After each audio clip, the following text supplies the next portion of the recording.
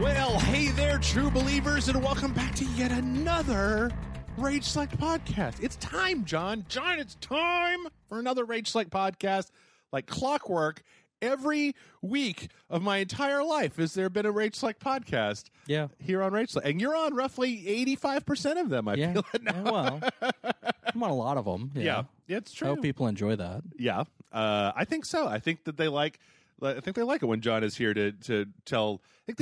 So the appropriate mixture when it comes to finding a good co-host for Rage Select is it needs to be somebody who can be like, God, you're stupid, Jeff, and then it's like, there, that's the person, that's the one. That's what this website is built on, is people saying, Jeff, you don't know what the fuck you're talking about. Not that you're ever that much of a jerk or anything. What are you talking about? I said that like 5 minutes ago. Well, yeah, but that you don't usually say it when we have the microphones turned on. It's usually Amanda's job to be that blunt when the microphones are on, and then John's job to be that blunt when the microphones are off. So, okay. Hey, everybody, welcome back to that podcast that I just said, and I am the Jeff that I was talking about. And I'm John. That is on a lot of podcasts. That's as of true. Late. Yeah, and we've got a Golden Corral buffet of delicious. Well, no wait, I should come up with a better. What's a buffet that's actually good? Like there is such a thing. Like a Chinese food buffet, right? Like medium tier Chinese food, not the bad one, not the one where you're going to get sick, but like the medium tier. Do they even do that anymore? Are there even restaurants in this town that have a Chinese buffet anymore? There's probably a Chinese buffet. I wouldn't know. I'm not really a Chinese food person. So. I feel like in the 80s that was a bigger thing. Like every Chinese food restaurant had like a lunch buffet, and now like now if you want a buffet, it's either Golden Corral or the strip clubs. I don't understand. Yes, you bring up a really good question. I do not understand who wants to eat at a strip club. I barely understand eating at a bar. Like, I mean, most bars have a kitchen that I assume I don't really ever want to see the kitchen at the bar. Oh, no, never. I never want to see the kitchen of any place. But who would want to eat at a strip club? You know what? I don't want to eat around anything that's designed to make people sexually aroused. Like, I wouldn't eat a buffet at your house if there was porno playing in the living room at the same time. I don't want to combine the two things. Which you know, that's why you keep refusing to come over for dinner when we invite you. That one time I had porn playing one time. Have you ever? This is coming at full volume. Yes, exactly. But have you ever been to a party where somebody at the party is like, I know what'll be funny. Let's all watch porn and laugh at how bad it is, and then somehow you're at somebody's like house party and there's just porno running in the living room. And no. Okay, that happened one time. No, two times. One time where it was regular porn, and the second time where a dude wanted to show me that video where the dude gets fucked by the horse and dies. And I was like, I don't want to see that. Who wants to? I'm drunk and I don't want to see that. Like, I just don't want to watch it. I don't want to watch it. So now that we've established that we've got a very clean, family-friendly show here at Rage Select with our porn buffets and, horse cocks, let's move on. Okay. I didn't really do very much last week. I played. I got my Far Cry 5 finished. Yeah, I'm still playing it. I have some kind of choice thoughts about the end of Far Cry 5, but I feel like I want to talk with you about them when you finish the game. So we're going to hold off until... Which, unfortunately, I didn't get time to play it on Friday, Saturday, Sunday, Monday, and Tuesday. Like, I didn't get to play it until yesterday. Okay. Because of WrestleMania weekend. Oh, yes! The WrestleMania! Yeah, because there was a lot of wrestling. Now, correct me if I'm wrong, John, but I thought that The Undertaker had retired, and now he's back fighting John Cena for 45 seconds or something like that. Yeah, I wish he had retired, but they just can't let it go. The fans can't let it go, and... He's going to be wrestling again at the end of this month again. He's like, what, 100, like 200 years old? He's an immortal being from the end of time? Yeah, something like that. What was the highlight of your WrestleMania weekend, would you say? So far, the highlight of the entirety of WrestleMania weekend is kind of the same as it is almost every year now, but is the NXT takeover that happens the night before, which is NXT is WWE's developmental brand. Yeah, the reality show. No, it's not a reality. It's an actual wrestling promotion, but it's it's where they basically you have to go there first, and then eventually you may get called up to the main roster at some point. Did it used to be a reality show? I thought you remember you telling me about it. At one time, it was a reality show for like 2 seasons or 3 seasons, and then they went, "This is stupid. No one's watching this." Okay. But NXT typically always has great matches, fucking great storytelling. Do you feel like that's because the people in there are like they're hungry to get it? They're trying to prove themselves, right? They can't just kind of rest on the story laurels of stuff they've already done. Yeah, I mean, so yeah, that's part of it. I feel like, but also they're allowed to like one of the things that NXT is focused on because it's a different guy in charge of it, and. Surprisingly enough, it's Triple H who's in charge of it. Okay. But he tends to put a little bit more focus on the wrestling, but the story you tell in the ring also has to adhere to the overall story. Okay. But they tend to be better matches. Okay. Like if you want like someone to like just stop what they're doing and jaw drop, like never really watch wrestling and just be shocked by wrestling, you have them watch NXT. Okay. Because it's really, really good. And yeah, and the storytelling for the takeover this year for the main event, which was a guy named Johnny Gargano versus Tommaso Ciampa, which what it was is that they used to be tag team partners. You know, as they started off as tag team partners. Yeah. Wait, was there a betrayal? There was. Tommaso Ciampa turned on Johnny Gargano. Oh no! And then Tommaso Ciampa had to leave for a little bit because he legitimately got injured. Right. And so then Johnny Gargano was in this whole thing, and he then got into a thing with the guy, the title holder, and was like, you know what, if I can't beat you for that title, then I don't deserve to be here in NXT. Yeah. And so they got turned into if you don't win the title, you have to leave NXT. Okay. And Ciampa came back to action and interfered in the match and caused him to lose. So then Johnny Gargano attacked him, and it set up an unsanctioned match. Oh no! If Johnny Gargano won, he get to have his job back. Yeah. This is the rules, obviously. Yeah. Well, no, this is the rules that they set up. Sure. You know, the stipulations for an unsanctioned match that had contract signings, right, and was totally sanctioned in every way, shape, or form. But storyline, it was unsanctioned. Sure. But it was really good. Like it was a really good back and forth match. There was a lot of like you got like I feel like you didn't have to know anything else other than these guys used to be friends. This one guy turned on his best friend. Yeah. And now they're fighting. Okay. And if the guy who turned wins, the other guy's gone forever. Like can never have his job back ever. But if this guy wins, he gets to have his job back. Okay. And you really like just the story going on during that match is fucking phenomenal. Yeah. Like you just watching it. It's amazing. Okay. It's wrestling at its best. As for WrestleMania itself, there was actually a lot of good match. I feel like WrestleMania was 6 hours long. Good God. Yeah. You started feeling it by hour 5. Actually, I would say by hour 4, you started really feeling it. Okay. So it's probably too long. But the thing about it was it was a really stacked. Like I think the problem is that usually for WrestleMania, especially because it's been 6 hours long for a couple years now. Okay. There's usually like, oh man, this really great match happens. Okay, we're going to slow it down with a slower, less intense match that's just kind of whatever, and it's not bad, but it's not like intense, and you have some time to calm down. Maybe go use the restroom. Maybe kind of whatever. Yeah. And then it'll have like a really good match and it'll slow down a little bit. And it'll get really good again and slow down a little bit kind of thing. Okay. It was like high octane from beginning to end. It just balls to the wall. Like balls to the wall, so that by the time it got to the main event stuff, it was just like, I'm fucking drained. This needs to fucking end. Just like a Chinese buffet. Yeah. Nice way to bring it back. Yeah. But yeah, no, it was good. It was good. It was all good. I liked it. Had fun. Looking forward to Raw and SmackDown next week for the Superstar Shakeup, which is where because they're two different brands, so now they have a thing where different people are on different shows. Okay. They're going to change it up for the next year. Cool. Wrestling. Sounds like a blast. If you're into that sort of thing. I watched a clip on YouTube of Ronda Rousey beat up Stephanie McMahon. Yeah, that happened. That was actually surprisingly better match than I was expecting it to be. Yeah. That and John Cena, Undertaker, those are like the only things that I don't care about anything further down than like that. That's about where I stop. But I'll tell you what I do care about. Sort of. Still, my heart's been broken a lot of times, but sort of. That's Star Wars, John. Yeah? I still like it. I'm just critical. I'm not. It's like Marvel movies, man. Like I'm willing.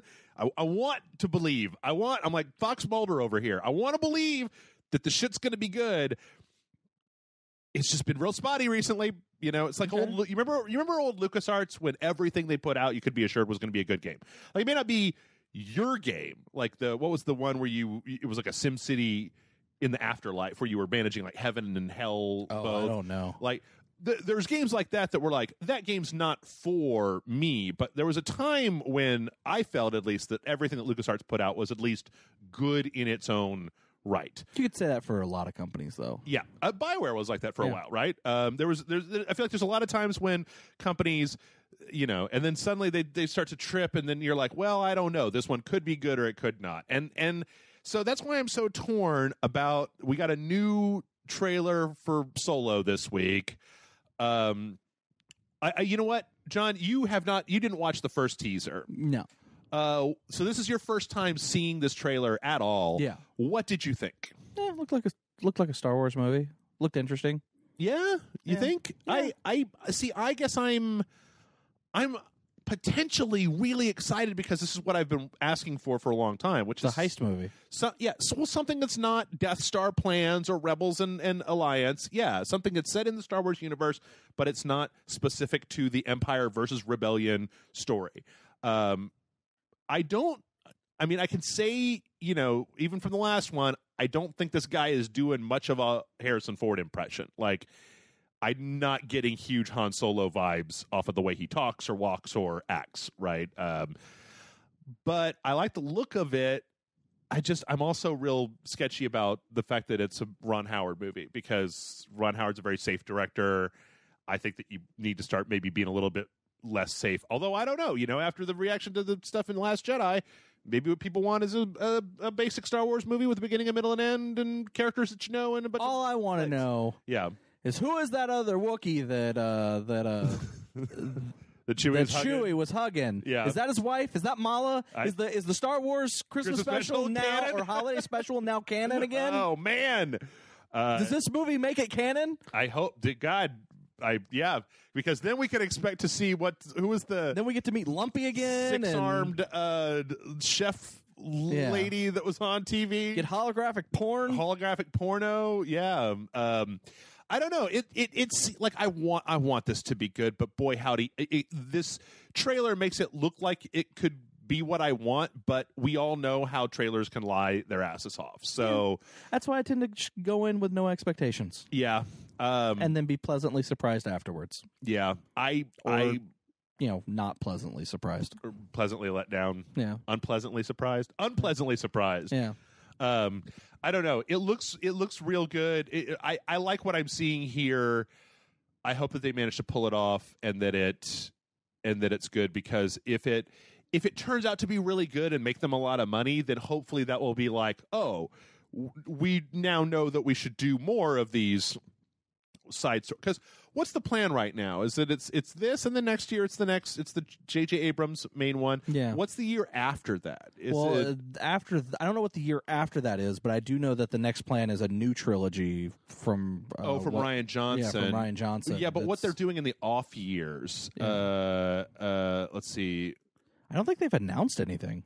Have they not? Because I thought that they had said that. What do they do? Like a second Solo movie? So Solo, and then 9 and December 20th. Oh, it's the Obi-Wan movie. Which that movie they keep saying yes, they're going to do it, and then no, they're not going to do it, and then they're going to do it, and then they're not going to do it. Yeah, I'd rather they not like keep focusing on on the beginnings of characters from the movies. I mean, I don't know.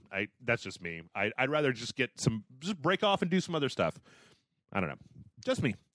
Anyway, that happened. And then the other thing that I feel like was interesting was that the creators over on Westworld went onto Reddit and said, hey, Reddit, we were thinking about releasing a video that has full-on spoilers for Season 2 of Westworld so that you all can watch it who want to be spoiled, and you can then protect the people who don't want to be spoiled by they were basically saying like what the Game of Thrones book people have done. Where, everybody who's read the books knows what's going to happen or knew what was going to happen, but that they were generally pretty good about not just being like blah blah blah blah.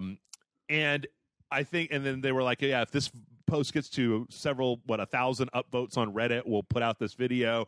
And there were a lot of people, myself included, that were just like, no, this is a terrible idea. What are you doing? Don't spoil it before it's even out. How will I even avoid that? And then they did. They put out a video called Westworld Season 2, a primer. And you know what? Just go watch it. It's 30 minutes long. Just go watch it. You need to just go to YouTube and watch it. I'm not going to tell you anything about it. I will say that if you're worried about spoilers, just go watch it. It'll be fine. Y'all know how I am about spoilers. Go watch the video. I hope you'll like what you see. So from that, let's jump into some actual video game news. Big news this week, I feel like, was that. So last week we had the news that Lawbreakers wasn't getting any additional updates or anything, that Lawbreakers was essentially, they just said it was a failure and we're not doing anything with it anymore.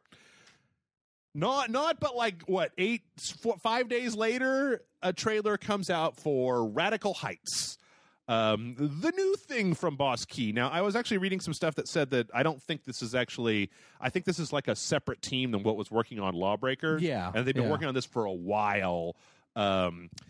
This came with a trailer that was a very 80s trailer, even though this game takes place in, I think, 2030. And what is it, John? It's a Battle Royale game. It's a Battle Royale game with an 80s flair. You got BMX bikes and arcades. And they talk about the fact that the money in the game doesn't just stay with, you can take it with you to the next multiplayer session. Yeah. So what was interesting about that was that apparently they've walked a little bit of that back. Yeah. They were saying because it's free to play, but there's also a Founders Pack. Yeah. The Founders Pack is supposed to give you $10,000, but they said that $10,000 they took that out of the Founders Pack apparently, and that apparently what you can buy with real world money is just outfits. So that your real-world money doesn't make a big difference, but that 10% of the money that you get in the game can carry over to the next game, and that you can use that money when you're in the game to buy weapons and things like that. Yeah. Now, I'm not really outraged by that, because I'm like, I don't know, try a new concept. Fortnite had building shit, and that was fun, right? Yeah. Maybe give that a shot. Maybe give you a way to instead of just finding a gun, you can buy a gun, because they also make it clear that when you start, you're going to have $0, and that in order to get the money that you carried over, you have to go to an ATM and then withdraw it from an offshore bank account. Right, but that your character is going to be standing still in front of a clear place. So you are going to be putting yourself briefly, at least, at a disadvantage when you do that. I don't know. I haven't played this yet. I'm going to be playing some of this tomorrow, so we are going to have a video of this. But I do kind of like the 80s aesthetic. Even this trailer, though, when they go to all they dress it up, it looks real raw. It just seems very raw. So everything I've read about it is that it has some interesting ideas in it. There's promise. Yeah. There's definitely some hooks in there that if they can build on, would make a really good game that is doing something different than both Fortnite and PUBG. PUBG. But they also said it's super early. Maybe they shouldn't have released it yet, because they're they put this up on early access the day after the trailer came out. It's kind of early access for early access. It's double early. Yeah. It's super early access. Yeah, but apparently the team made changes to the game 24 hours after it got put up on early access because of comments people made. Okay. So they're making changes on the fly. Okay. With this game. Well, so. which is what early access is for, right? Yeah. I mean, it's how many times do we see network stress tests or open betas that just essentially end up being a demo, right? Yeah. What's the most recent one? It was an online. Sea of Thieves?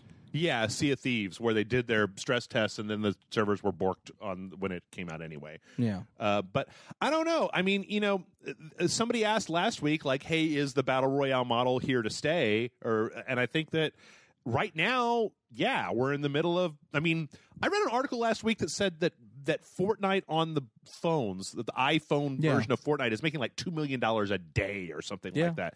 That's fucking nuts. You got to believe that's like MMO, MOBA, kind of thing where everybody is going to be trying to get a piece of that for a little while.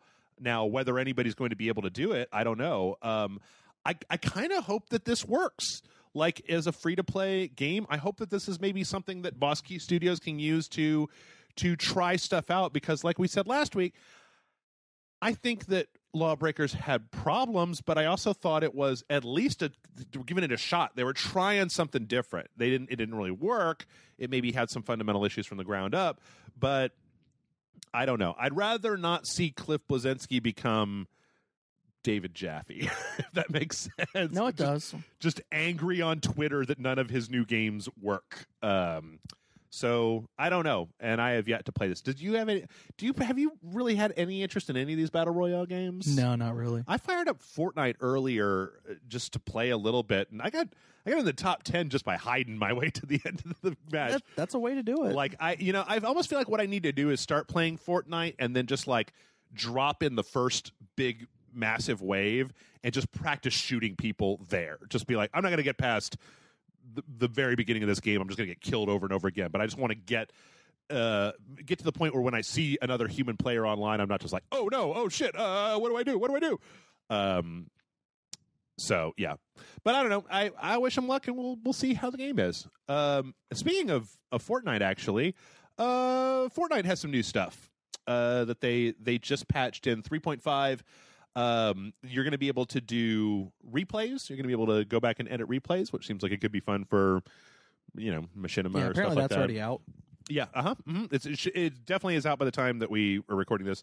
One of the interesting new things is there's a new portable fort that you can deploy, where it's just like a grenade, but when you deploy it, it just auto builds like a fort with a base and then a kind of an open top that you can go up onto and shoot down at people. So that's kind of cool. I mean, that's a good thing for, it seems like a nice thing for the very end of your game, right? If you could find one of these and then save it for the very end of the match. But the thing that actually has me much more interested is apparently they're putting in a new mode that is 50 on 50. Yeah. Where basically it cuts you into team 1 and team 2, and then it's which one of these two teams. That's not, I mean, that's why I opened it up earlier today, I wanted to see if that was in there. Because that sounds interesting. That sounds like some fucking planet side shit, a.k.a. Jeff can hide behind people who know how to play the game better and maybe win by being on the right team. Yeah, exactly. Some mag. Bring back mag! Or no, don't. Whoever's listening, don't bring back mag. Don't bring back mag. I'm not going to play it. I liked Planet Side, but like not Planet Side 2 as much. But I don't know. That sounds more interesting to me than... Because I always had this problem where, you're in a... Like, I was playing in one of the groups of 4 people, and, one of the guys in my group decided that he wanted to be one of the people that just jumps as soon as we were able to hit the map, right? So he's in that huge cloud of people, and I'm like, well, I don't want to jump now. Like, I want time to get a gun. I don't want to be hitting people with my pickaxe as soon as I hit the ground. That's, like, not really for me. But you know what? I find it immensely fascinating that Fortnite is a thing. I find it, because when they first announced that they were doing this, I was like, oh, okay, you're just ripping off PUBG, but like, it's worked for them. It's worked, yeah. I mean, it just goes to show that there is a difference between a game made by like a full-on studio. I mean, the other weird thing about Fortnite is they spent 5-6 years more making Fortnite, making the single-player Save the World version of Fortnite, and then they used that back end to basically just make a Battle Royale game. Yeah. And it was so polished at that point that it's just like a really, really polished game. Also, part of this update is they're redoing the single-player version. Okay. Hopefully, they're trying to entice more people to get back into the actual single-player version from the... Well, because they want people to pay for it. Yes, exactly. Exactly. So, yeah.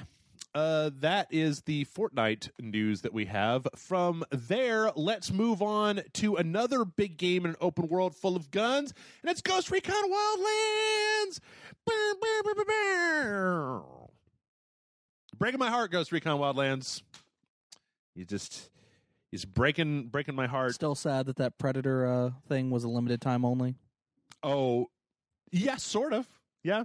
But if that wasn't enough, like I don't know what, I kind of wonder what the team make of Ghost Recon Wildlands, like what their thinking is. I mean, maybe it's very Division-y or For Honor-y.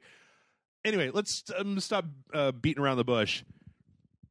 Bucket Sam Fisher from Splinter Cell is in Ghost Recon Wildlands. Not only that, yeah, he's voiced by Michael Ironside. Yep, not just any Sam Fisher, mind you. We're talking about good old Michael Ironside, old Sam Fisher. He looks so much like, yeah, he's got gray hair, like Snake in this. Yeah. I mean, or maybe the right way to say it was that Snake looked a lot like him in MGS5. But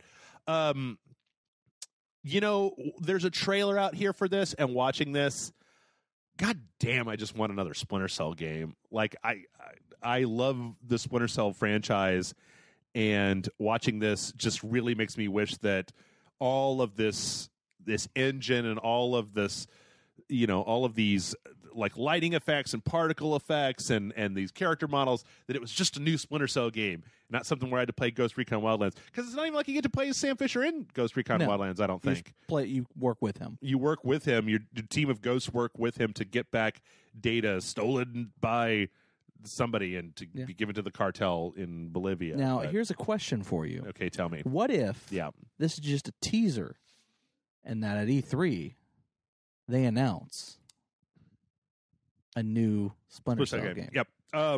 And that this was just the kind of, hey, kind of get your appetite wet a little bit. Mm-hmm. Okay. I would love nothing more for that to be true.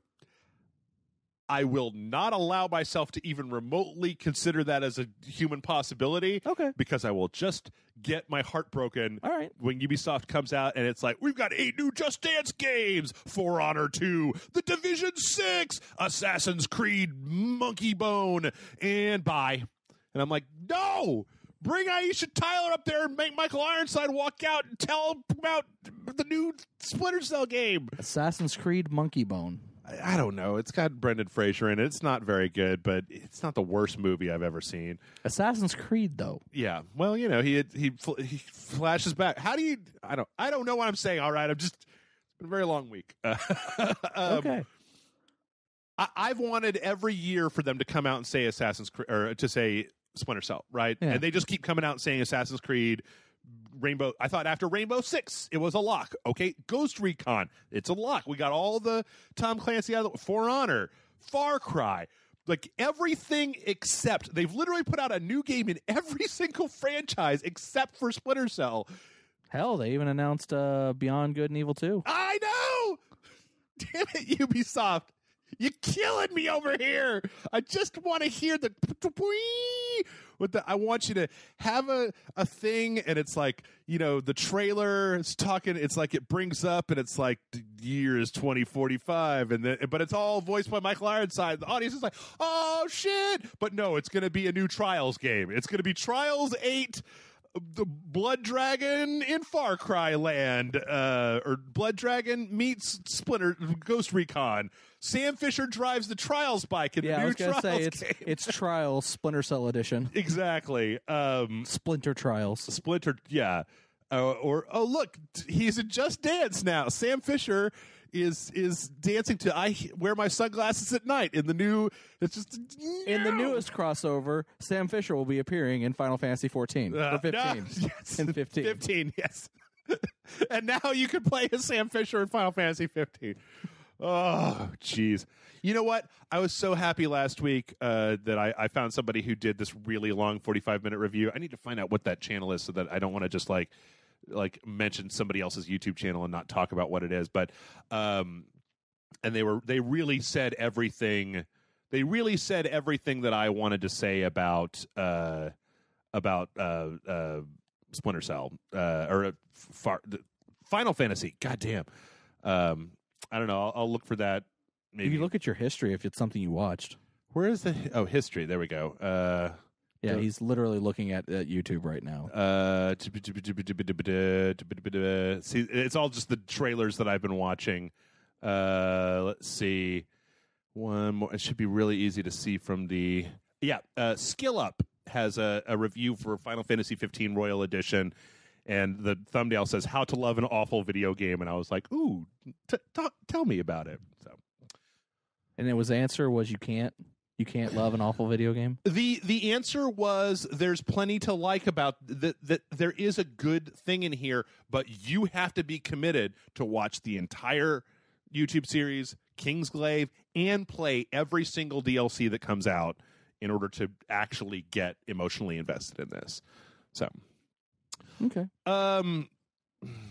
Speaking of PC releases of video games, a little bit of a stretch. Final Fantasy 15 Royal Edition came out not too long ago on the PC. Okay, a little bit of a stretch though. But I'll allow it. Yep. Steam recently made a change to their platform where it used to be that by default, your Steam profile, people could see the games that you purchased on Steam. So if you didn't go in and change the setting on Steam, people from the outside, as long as your user wasn't like your account wasn't set to like private or whatever, people could go in and they could see all the things that you bought on Steam, right? Yeah, they could also see how long you played them. And right. Steam just recently rolled out an update that basically set that the opposite way, so that by default, all that data is private for you. Yeah.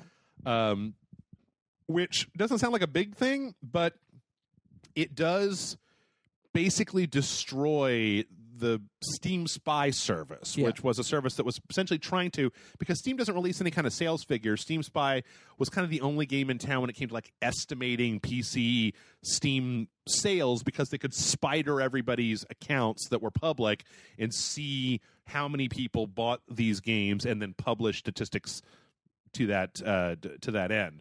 So, while I mean, I'm all in favor of people making the accounts of people online private by default, I do think that it goes.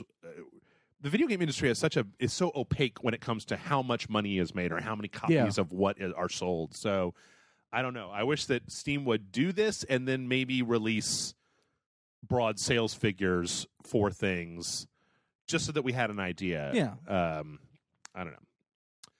From that, let's talk about some trailers. We got a brand new trailer for Nintendo Labo. The cardboard, you're making a piano, you're making a fishing pole. Yeah. This looks fun as hell. Yeah, this doesn't really show us anything new. Basically just shows us a bunch of families putting stuff together. Yeah, stuff putting themselves together.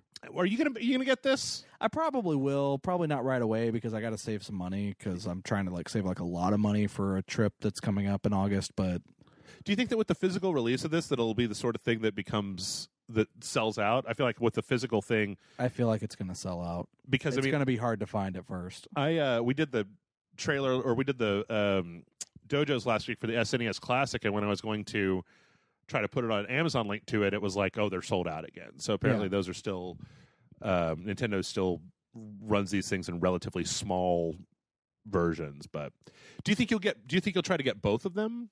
I personally would at some point, but like I said, I'm not in any rush to do it. Okay. I wonder if it's going to be the sort of thing where they really keep up with the back catalog. And I know that one of them actually has the garage, which allows you to make your own stuff. Yeah. So that kind of helps with the replayability of it. And the fact that you don't, they've apparently said that they're going to sell sheets of cardboard, like refills. Yeah. But have also stated that the way they designed the punch outs on the cardboard is that if you just hold on to those and then just get a box, you can use them as a stencil to draw the shapes on, and then just cut out your new shapes. Yeah, and just cut out your new shapes on regular cardboard, and then you can rebuild it with just boxes or whatever. That makes sense. I just hope that if they are going to do a second run, that they do it for Christmas, right? Because it seems like the sort of thing that people who have a Switch would be great to give kids at Christmas time. It's a thing everybody can do together. So hopefully it doesn't become the sort of thing. I think it's great. Like I said, I'm not going to rush out and get it, but that is something I do want to get. Yeah. my birthday's in June. Hopefully somebody will get it for me for my birthday. There you go. Speaking of things that John wants for his birthday, Soul Calibur 6 announced a new character this week, Siegfried, or not a new character, but announced that character. Yeah, which is weird. Yeah, considering the timeline. Mm-hmm. This game takes place during the first game. Mm-hmm. Siegfried wouldn't be around because he's Nightmare. He'd be Nightmare, which they already announced Nightmare. Yeah, so maybe this is like if it's. Maybe he's trying to break free, and sometimes he is able to make himself manifest. Yeah, but I don't know. I'm trying for anything here. But you're still. But it's cool. I have Siegfried's a cool character, so yeah. I mean, would it bother you if they fucked up the continuity of the story of Soul Calibur? No, I mean, yes and no. I mean, in one hand, would I be a little bit annoyed? Yes. Now, if they were to turn around and do like a MK9 type thing where there's some time travel involved as to why we're going back to this time period, I'd be kind of okay with that. Okay, just something well written to explain things. Yeah. Okay. But like Siegfried, uses the power of the Soul Edge and the Soul Calibur to fucking travel to the back in time and tries to stop it before, when all of this started and, fucks up the timeline because of it. Okay. Like that'd be kind of cool. I mean, not necessarily Siegfried, but I mean, or it could be, Zasalamel or something. Okay. Yeah, that makes sense. Still looks real good. No, it looks great. Is this coming out this year? Yes. Okay, cool. No actual release date, just said it was supposed to come out this year, though. Okay. Speaking of fighting games, we got a new SNK Heroines Tag Team Frenzy trailer for Shermie. Yay. I feel like every time I'm on the podcast, we talk about this fucking game. That's not true, but whenever we talk about this game, you are on the podcast. I don't know. This at least seems like more of a trailer for a character that seems like it's less focused on some of the more. I do appreciate that most of her moves are wrestling moves. Yeah, I saw a stunner in there. I saw a couple suplexes. Mm-hmm. So okay, very wrestler centric. It still looks like a good game. It can be a little creepy. So I don't know. I still want to play it when it comes out. I don't know. I'll tell you. So next up, I'm not gonna do any transitions. Not gonna try to segue. No, I'm not gonna think of a segue. Gears of War 2 is getting an update for the Xbox One X that makes it 4K, and there's this really kind of strange video that they put out where they're like, it's doing that thing where they have like, original graphics, and then here we're going to wipe the new 4K graphics across the screen. Now, I realize, John, that I don't have a 4K monitor for us to watch this on, but in 1080p, it looks really similar. It's almost like they do this thing and it's just slightly better. It's slightly more clear. Yeah, slightly clearer. What's strange about it, though, is that the video that I'm watching is from the official Gears of War channel, and it doesn't have 4K. It's not a 4K video. So even if I had a 4K monitor, I don't understand how I would see the difference because they're only giving me a 1080p version of this video. Yeah. The devs talk about how the head director at the Coalition talked about how it's nice that they didn't really do anything. I feel like Microsoft is doing a bunch of stuff on the back end to make some of this stuff 4K. Like they announced that Red Dead will run in 4K now. Yeah, apparently it looks pretty good. Yeah, great. Maybe put it out on the PC, Rockstar. That's all I'm gonna say. I mean, no, that's not all. Eventually I'm gonna say more Rockstar, so just don't hold me to that. I never actually played Gears of War 2. I don't think. Good. All 3 Gears of War games. If all 4, 5, 6 games, whatever fucking games there are, however many games there are, they're all good. Well, is 3 the last one on the 360? Yeah, there's 5 games. There's 1, 2, 3, Judgment, and 5. Oh, 4. Judgment. Okay. Yeah, I played Judgment all the way through. I played 3 Judgment, and those are the only 2 I've played all the way to the end. You didn't play 4 all the way to the end? No. Before loaning that to me? No, fuck no. Oh. I'm not really invested in Gears of War. I always get bored about halfway through, and it's just like, it's a bunch of meathead stuff. I don't know. I mean, I don't like. I played Judgment all the way to the end, and I played 3 all the way to the end because we were reviewing them when I worked for Spill. Yeah. And I don't like to talk about games if I don't play them all the way to the end when it comes to reviewing. But I wasn't really into them. I mean, three was good. I liked it. Judgment was like, me. All right. I tell you what I am into, though, and that is Moonlighter, which is, we've talked about this a couple times before, actually, kind of a Racketeer-esque, doing dungeons by night and selling the stuff you get from the dungeons in the shops during the day thing. Yeah, I don't know.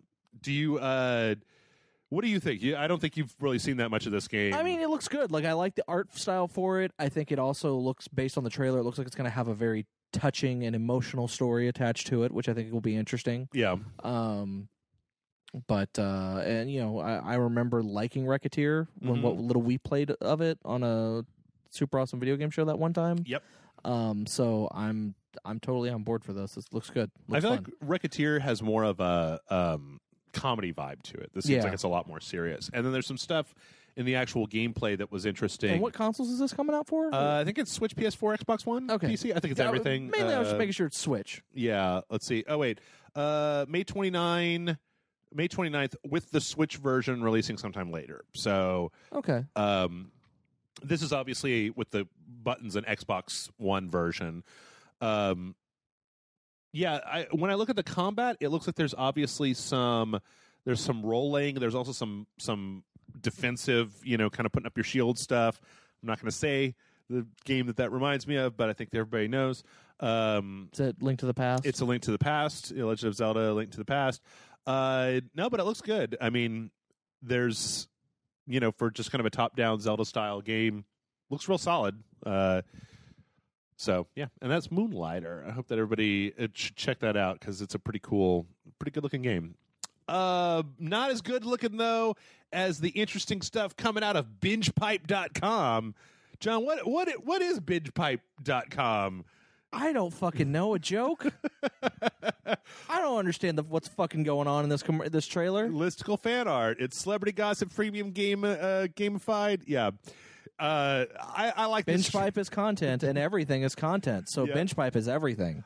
I like this trailer. This is basically, spoiler alert. This is You Don't Know Jack, the new You Don't Know Jack game. Yeah. The new Jackbox, I feel like, that has a new You Don't Know Jack in it, but that this was kind of the way that they set this up. I don't know if this Binge Pipe is going to be like... Well, it's apparently, according to one of the comments, it's one of the 5 games that's in the box. Oh, okay. Yeah, I like this, the stuff that they say in here where it's very just kind of earnest, this lady asking, it's like, what if there was a service except that it's all ridiculous. Like, what if you could watch ads and pay a subscription fee? What if Netflix and Hulu had a baby and left it on Spotify's doorstep? And it's like, what does that mean? Yeah. What if Chance the Rapper got a job in statistics? What would his new name be? Yeah. Which, for the record, is Chance the Actuary. But yeah, and I do like the fact that, what is it, Cookie Master says, is that the name of the guy that's the host on You Don't Know Jack? He kind of comes in towards the end here to apparently they're going to have 8 players, which, you can have up to 8 players in the game, which is a first. Yeah. Well, I think that's just that's the logical progression of moving over to using your cell phone for your buzzer, which, we haven't done a lot of the other Jackbox games, but I always had a great time when we played those on the Sunday stream. Drawful and Fibbage and what was the other one that was good? I don't know. There were some of them that weren't great, but... Yeah, but even the ones that weren't great, we had fun with. Yeah. So, going back a little bit, we also had a story last week that came out about Final Fantasy 15. Oh. Sam Fisher? Confirmed? Sam Fisher is in Assassin's Creed Monkey Bone Final Fantasy 15 edition. No, Final Fantasy 15 is getting 4, count them 1, 2, 3, 4 new DLCs coming soon. So before we had the 3 his 3 pals, Gladius, Ignis, and the other one, Prompto. And then there was also the kind of multiplayer focused one where you got to be one of the Kingsglaive guards. This is going to be Arden, Lunafreya, Noctis, and a shorter episode which showcases the or Arnea Highwind. I'm not even sure if that's a person or a place or a thing or what the bejesus is going on there. Okay. I still haven't seen any updates about. Remember all that stuff they said they were going to add back into the game? They were going to expand dialogue and move a few things around. I really feel like I just want to wait until there is a full finished edition. Good luck, because they're releasing a whole year's worth of new content. Yeah. And then after that, probably another year's worth of new content. Yeah, it's great. It's the game that never ends, Jeff. Ooh, what if Fortnite was Final Fantasy 15? What if Final Fantasy 15 had a battle royale mode? Yeah. There you go. What about that, Square? What if you had exclusive Hitman costumes? Wait, you don't own Hitman anymore. What if Saints Row 5 was actually Final Fantasy 15? What if Noctis is in Agents of Mayhem? What is this world that we live in? Oh, man. It's the game that never ends. Yeah. I again, I know there's at least one person out there who gets real tired of me complaining about Final Fantasy 15. So I'm not going to do that much complaining about it. I'm just going to say that, I kind of wish that they would get done with it. They had so much time to work on it, and then when they finally put it out, I feel like it wasn't finished. And then they put out the DLCs, and that those kind of finished it out a little bit. But now we've got plans for 4 more DLCs. I mean, I suppose they're just looking to recoup the cost of what, a decade of development? Yeah, 10 years worth of development, yeah.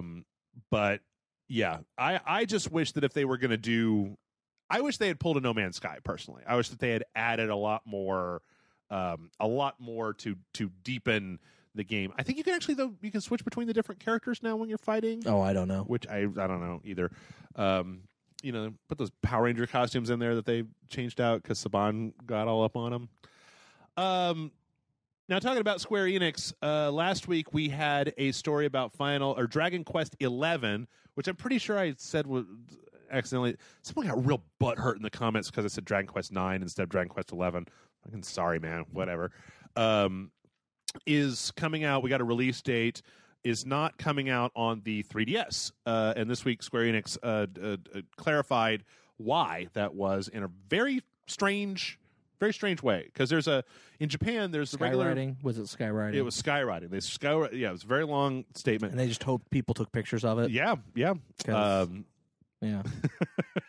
Apparently there's a version on the 3DS in Japan that is both like a 3D version and then also a sprite-based version, so you can play it as either. Something like that. For a second there, I wasn't thinking Sprite Pixels, and I was thinking Sprite the drink, and I was like, "That's weird." There's a 7-Up version. There's a lemon cherry Dr. Pepper version. But here's the quote. Quote, when we started talking about Dragon Quest XI in the West, we wanted to really give the series a fresh start with Western audiences. We were able to make a lot of improvements and changes for the localization. Because of that, we felt the best approach was to present the PlayStation 4 and Steam version of the game as the main one. And that's the reason that they're not bringing the 3DS version over. All right. Which seems strange. Would you like to put down money about whether that's going to come out a year from now? Or, now it's on the 3DS. Probably. I don't know. I don't really... It doesn't really mean all that much to me because I don't, if I was going to play a version of it, I would play it on my PlayStation, not a 3DS. But... one more Square story that we have is that apparently Square is trying to kind of clean up the PC Steam release of Chrono Trigger that came out a little while back that was a port of the phone version. Yeah. And one of the bigger problems that people had with that was that it had a kind of a...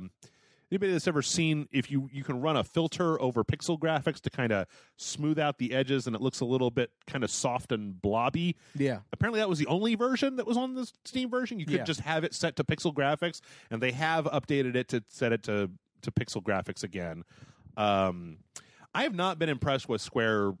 I mean, I've liked the fact that they put out a lot of these games on mobile, but it seems like when they put them on the PC that they just dump the mobile game directly onto Steam without any real hullabaloo. Kind of wish that they would stop that. Yeah. When was the last time you played Chrono Trigger? You You go back. Go back and play that. It's been a while. Yeah. I know I bought it on PS1 Classics. Mm-hmm. How's that version? It was good. Can you get that on the PlayStation 3? Yeah, I got that on the PlayStation 3. Is it digital? Is it digital download? Yeah. Okay. All right. Yeah, that's one that I don't know. Yeah, I don't think it's on the PlayStation 4, but it might be. I don't know. I don't think so. They've been pretty locked down about that PS1 stuff on the there's PS2 games on the PS4, but I just don't feel like there's a lot of PS1 games on the PS4. Even though it should be a snap, right, for the PS4 to emulate a PS1. Well, considering it can't emulate a PS2, and the PS2 is what was required to emulate or PS3, I mean. Oh yeah. And yeah, so. Yeah. Speaking of PS3 games, you remember Grand Theft Auto 4? Yeah, I remember it. Okay, so, Grand Theft Auto 4 had a radio station called Vladivostok FM that was mostly Russian rap music. Yes. Apparently, the licensing for that music with Rockstar was for 10 years, and that time is coming up. And so they're going to be patching Vladivostok FM with different songs than were in the original Grand Theft Auto 4, at least on the Steam version. Oh, okay. I was going to say, what happens if I put in my Xbox 360 copy? Is it getting patched? I actually don't know. There's not really a lot of specifics in this article that I'm looking at. Yeah, apparently, but they are replacing them with something else. Oh, okay. I guess, fortunately, if you have a PC version, I'm sure there will be a mod that you could download that will put Vladivostok FM back into its rightful original state. Yes, especially because that was one of my favorite stations in Grand Theft Auto 4. So. Okay. And then last but not least, we are talking about the Yakuza live action shorts that are coming up. Yakuza 6 Stories of the Dragon that are coming up on the PlayStation channel. There's been 3 of them so far. The Bouncer, Another Haruka, and Prodigal Son. And these are live action, just basically people talking to a camera about the day that Kiryu Kazama came into their lives and how they were down on their luck, and then the Dragon of Dojima came out and fucking whooped some ass, and he saved my life, or I'll never forget that day, and he's the best. But I watched these, and they're pretty good. And I was thinking back to the conversation that you and I had about the whole tie-in media thing, but these don't have. Okay, I don't want anybody to come in and just scream hypocrite in capital letters in the comments, even though I know that's exactly what they'll do. But these shorts are just an actor in a place. The Prodigal Son one is just a guy with a bike and a bunch of bottles, talking about the day that he met Kiryu. None of this stuff is as produced as the stuff that we were talking about when we were talking about the spin-off media. Also, none of this is necessary to your enjoyment of Yakuza at all. It's basically just recapping in a kind of a stylish way. That being said, I mean, if it was a choice between having these short films or having another mission in Yakuza 6, I'd probably pick having another mission in Yakuza 6. Says that's just the kind of bastard that I am. And with that, we're going to take a break. Okay. We don't have that many questions this week, so I feel like we might actually end up having kind of a shorter podcast because we got through all this a little bit shorter, with about 5 minutes to spare. And if we have a fairly short number of questions, we'll see. I don't know. I talked a little bit. I guess I beat A Way Out last week. We can talk about that when we come back. So stick around, everybody. We'll be back in just a second.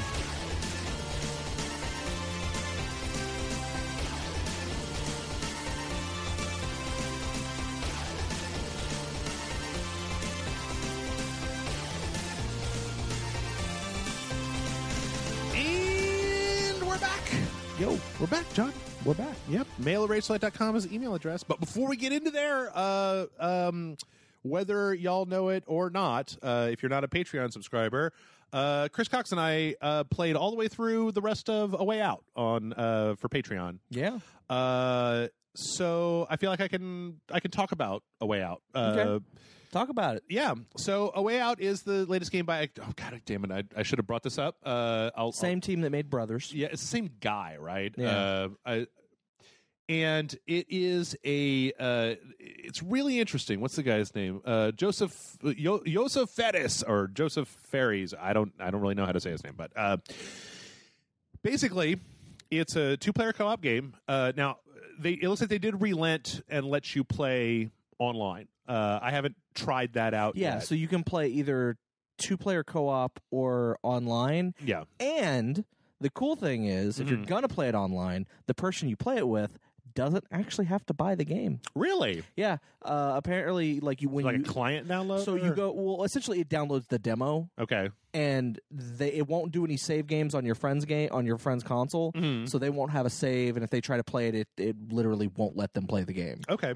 But it's essentially the demo. Like if you go into the game and then do send invite, it sends an invite to a friend, and when they click on it, it takes them to the store, which allows them to download the demo, which unfortunately can take up to 3 hours to download. And then once it's installed, basically you play and have access to you can play through your whole story. Yeah. But they can't play without you, essentially.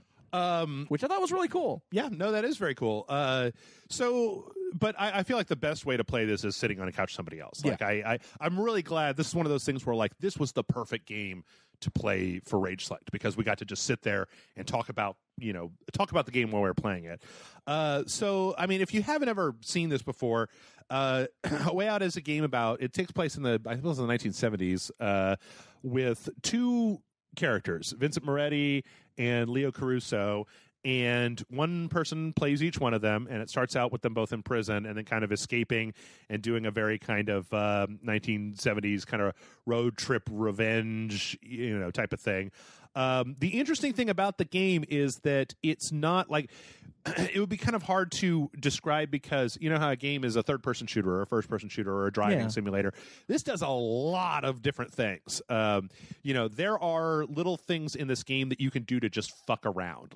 At one point in the game, my character was doing some kind of heavy dialogue stuff, and Chris's character literally just was sitting in a place with a pack of cards, just throwing cards at stuff, where there's darts, or you could just hammer a nail, and you can talk to. There's a whole bunch of different people in the game that you talk to. Now, most of the game is played split screen, vertical split screen, but they will at some points focus on one character or the other character and leave the other person out, but it never is very long, right? There's a sequence that takes place in the middle of the game where your characters get separated, and it kind of goes one player and then the other player and then the one player and the other player. But for the most part, you're playing together. You're doing a lot of different co-op actions. It's not necessarily all that much of an action game, although there is a lot of action kind of towards the end. But what it does have is really nice kind of storytelling. And so the game itself, I believe, is $40. I don't know. I'm gonna look that up because it's important. And I remember there was some talk when the game first came out that it was it was only 3 hours long. That ended up not being the case when we played it. We played through, it was about 5 hours, more or less, for the two of us. And what was interesting about it was that there actually was a incentive to kind of go back and play through it a second time, because there are several points in the game where $30 on the PlayStation Store, where your characters have a choice between doing it Vincent's way or doing it Leo's way, and that one of them is a little bit more of a gung-ho, kind of hands-on mayhem and murder type of guy, and the other one is a little bit more like a sneaky, cerebral, kind of using your wits type of guy. So there is incentive to go back, and there's a chapter select that you can do to pick which chapters you want to do, and I'm not going to talk about this a lot, the end of the game is really, really cool. I don't know if you remember the way that Brothers ended, where it really kind of used gameplay to tie the emotional kind of core of the game together, because in Brothers, you were controlling two characters with one controller, and at the end, it used those mechanics to kind of reinforce some stuff that happens at the end of the game. You should go play Brothers as well. It's super cheap too. But there's totally a good reason to go back and play the game at least one extra time to see the things that you didn't do before. I'm not sure if there's actually different, how those decisions really change. I don't know if you're going to go down a slightly different path if you choose the hard way as opposed to the sneaky way or whatever. All the graphics are really good. Like they did a lot of really nice kind of world building that really makes you feel like you're in there, you know, from the prison all the way to the end of the game. But yeah, it really comes together at the end of the game. And if you have, when I was listening to, when this game was first announced and I was listening to interviews with the developer, he was pretty adamant about not having a way to play it online, that you had to play it on a couch with another person. It had to be a co-op game that you played with one of your friends. After playing it, I feel like that really is the way to play it. Not that I feel like playing it online would be ridiculously inferior, but it's a game that I feel like would really, because just as the two characters in the game have a relationship, I feel like you're going to have a relationship with the person that you're playing the game with that will then ooze into how you're playing. You know, when Chris and I were playing it and a decision would come up, sometimes we would argue about which one we got to do. But they use a lot of different, they have a kind of a basic, it's kind of like a quick time event plus system setup. But then they apply that system to just doing all these different interesting things. Like, you know, obviously you'll have a point in the game where one person is driving and the other person is shooting at people that are chasing you. But, you know, there's a heist that happens. There's just all these really interesting situations where you and the other person are going to need to be working together. And it's more working together than I've normally seen in a co-op game. And it's really kind of the epitome of a game that I really like, where there are lots of decisions. You can kind of play the game. You can't play the game the way you want. It's not like a Deus Ex, like, oh, you can do stealth or you can do action. But, it was highly enjoyable from beginning to end. And if you have $30 and you're into it, I feel like you could at least get, even if you just went back through to just do some of the other, like, it would be an interesting experiment to play the game and then start the game over again and have your switch who's playing who. Oh, okay. You know, to make a difference. So that, because when I was playing the game, I was playing as Vincent. And you're focusing on Vincent. You're focusing on Vincent's story, right? So, if you went back and played the game as Leo, then you could really focus it out. The one complaint that I have is that both players can talk to people at the same time, and it kind of mutes one of those conversations and brings the other one to the forefront. And as soon as I can tell, it's whoever talks to the other person first, except in a few places where there's an actual story reason that you need to be listening to this dialogue. So it can get a little schizophrenic if you're both trying to kind of actively play the game at the same time. Okay. But outside of that, I think it was great. I thought it was a really good game, totally worth $30. I'm sure that it'll either be a PlayStation Plus game within a year or on a Steam or on a sale, or Steam sale or whatever that you can buy. So if you got the time and you got the money, I think that it's totally worth playing. It's one of the better games I've played this year so far.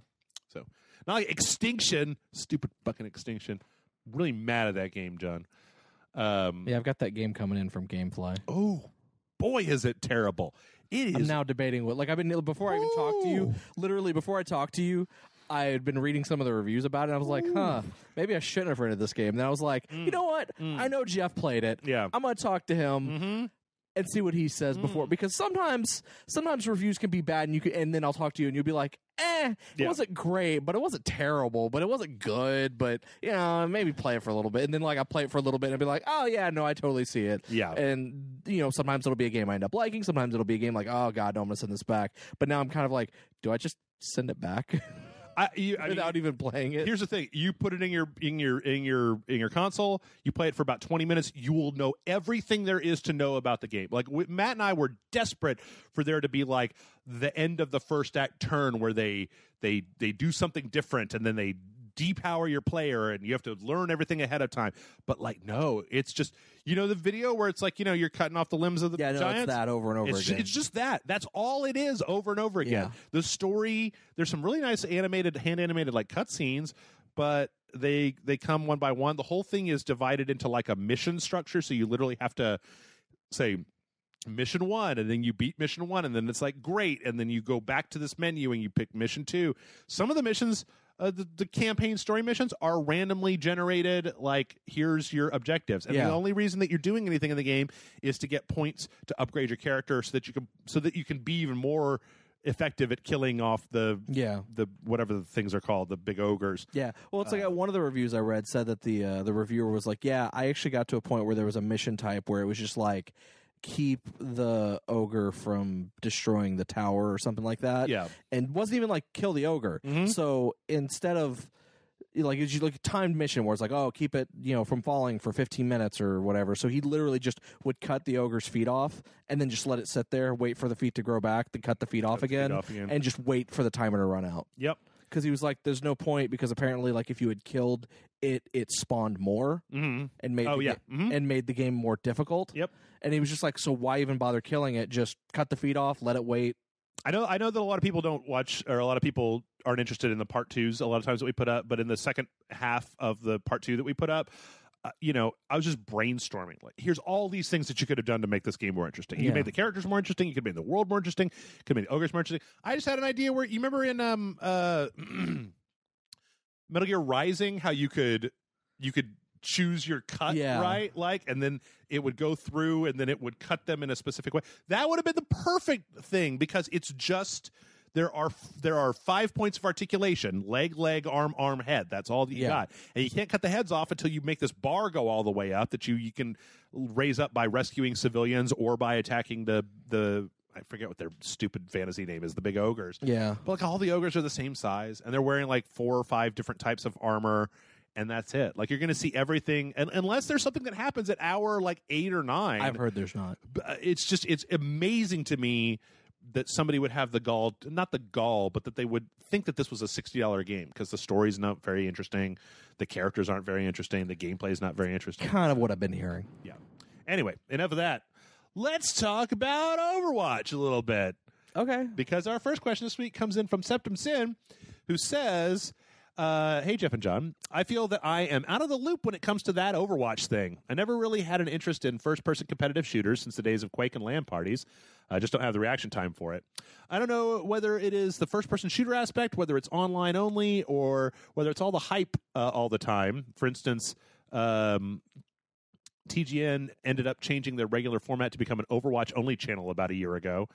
I was just curious, as you are the converted and have even expressed at times that you are not an obsessive FPS player, what is it that makes Overwatch a good game for those not into the first-person multiplayer shooter genre? Also, on that point, is there any game that was so overhyped that it ruined an otherwise decent game for you? Your proud patron, Septum Sin. Now, I feel like we talked about this before, but you know what? We didn't get that many questions this week, and so let's.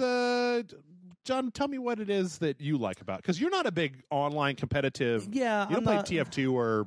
No, I don't play those games. Call of Duty. Well, I mean, the first thing, like, I do play FPSs. Yeah. So, I mean, I will play, Far Cry. I mean, we've been talking about Far Cry. I will play FPSs because I do like them.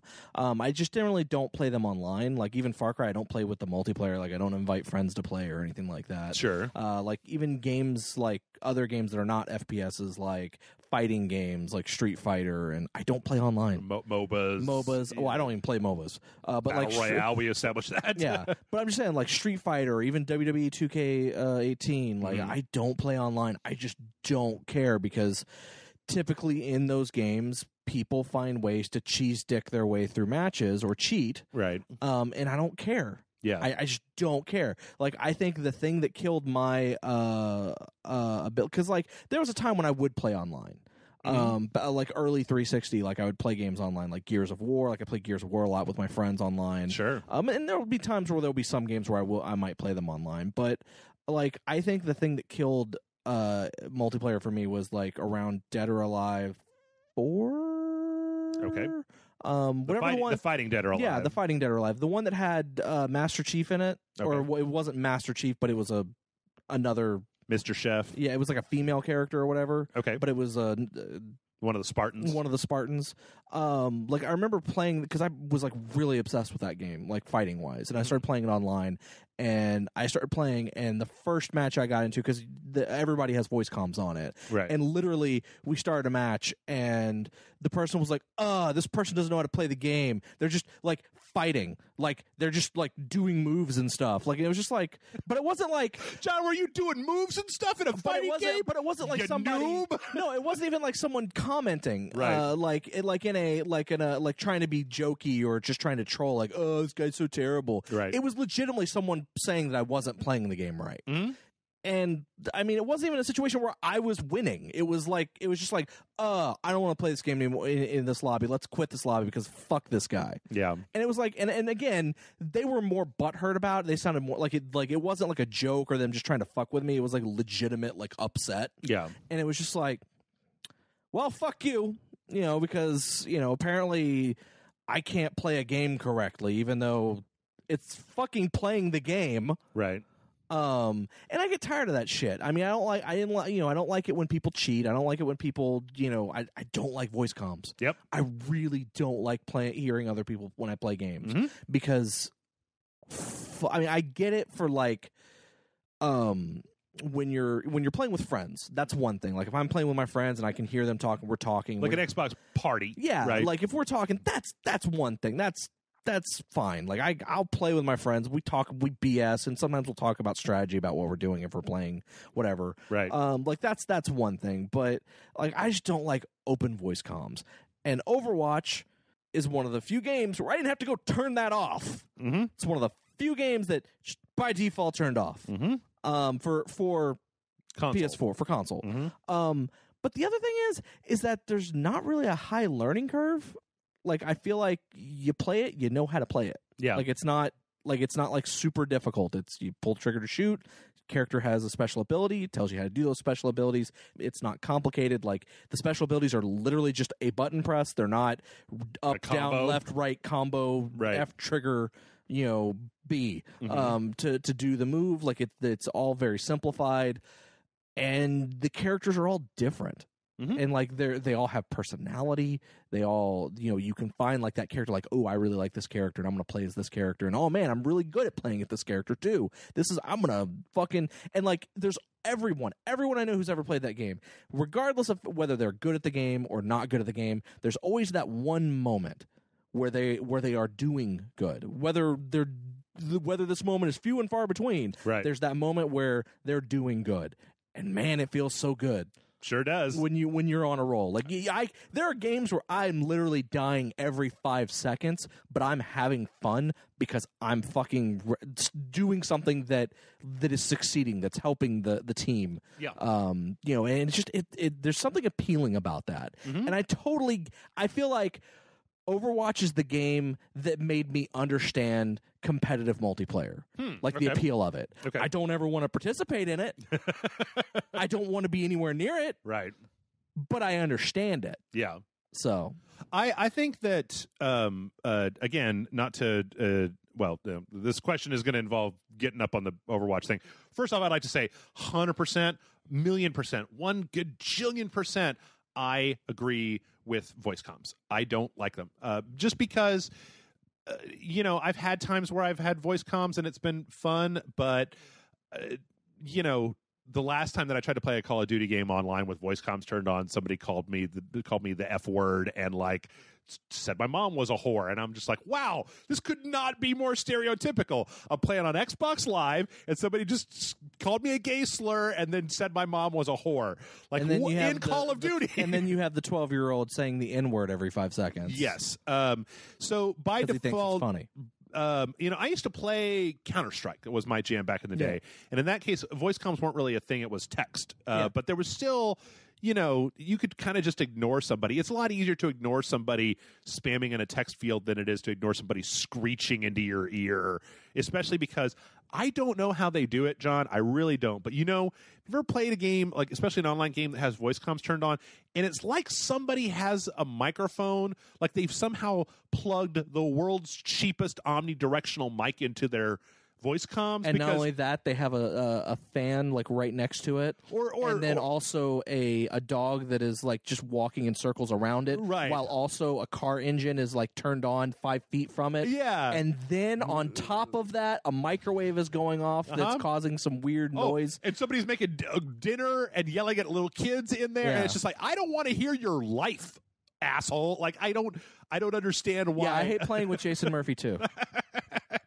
Yeah, that was a major thing. So, okay, here's the thing. I can say for certain that there are a lot of different things about Overwatch that I feel make it different, even though on the surface it looks very similar. So think back to the days before Overwatch. Let's go back there first. Okay, first things first. Call of Duty games, I feel like there are 2, maybe 3 types of your standard multiplayer games pre-Overwatch that you used to see. One was Call of Duty, where everyone, which I think of as the NASCAR of online games. Everybody's relatively got the same. Nobody's got a different ability, right? This person's got a shotgun. This person's got a machine gun. Everybody turns left. Yeah, but everybody is kind of similar. And those games or left. I don't remember which way it goes. Come down to a very pure skill level, which make them not fun for me because I'm not at that skill level. I'm not good enough to play Call of Duty competitively. But you know what? Even that's a misnomer because there were a few times, once a year when we were still streaming, the new Call of Duty would come out and we would go to play it. And like by the end, I felt like I was having fun, right? Yeah. In the beginning, it just felt like I was getting shot in the back over and over and over again. Because you were. Because I was. By the end of it, you start to figure out the map a little bit. You start to find the weapon that you like. You start to do that stuff. And, I'm never going to be getting the 8 kill streak, but I was having fun. Like Chris and I played the Call of Duty World War II multiplayer, and I had a certain amount of fun with it. Not enough fun, though, to keep me going because, in general, it's just like I had to work so hard to play it.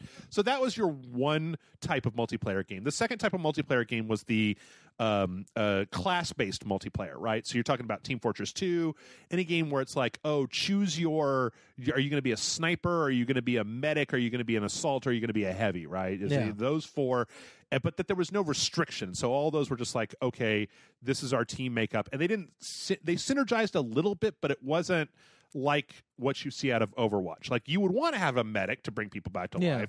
But the way that medics work in Overwatch is more like an MMO than it is like like what it was before.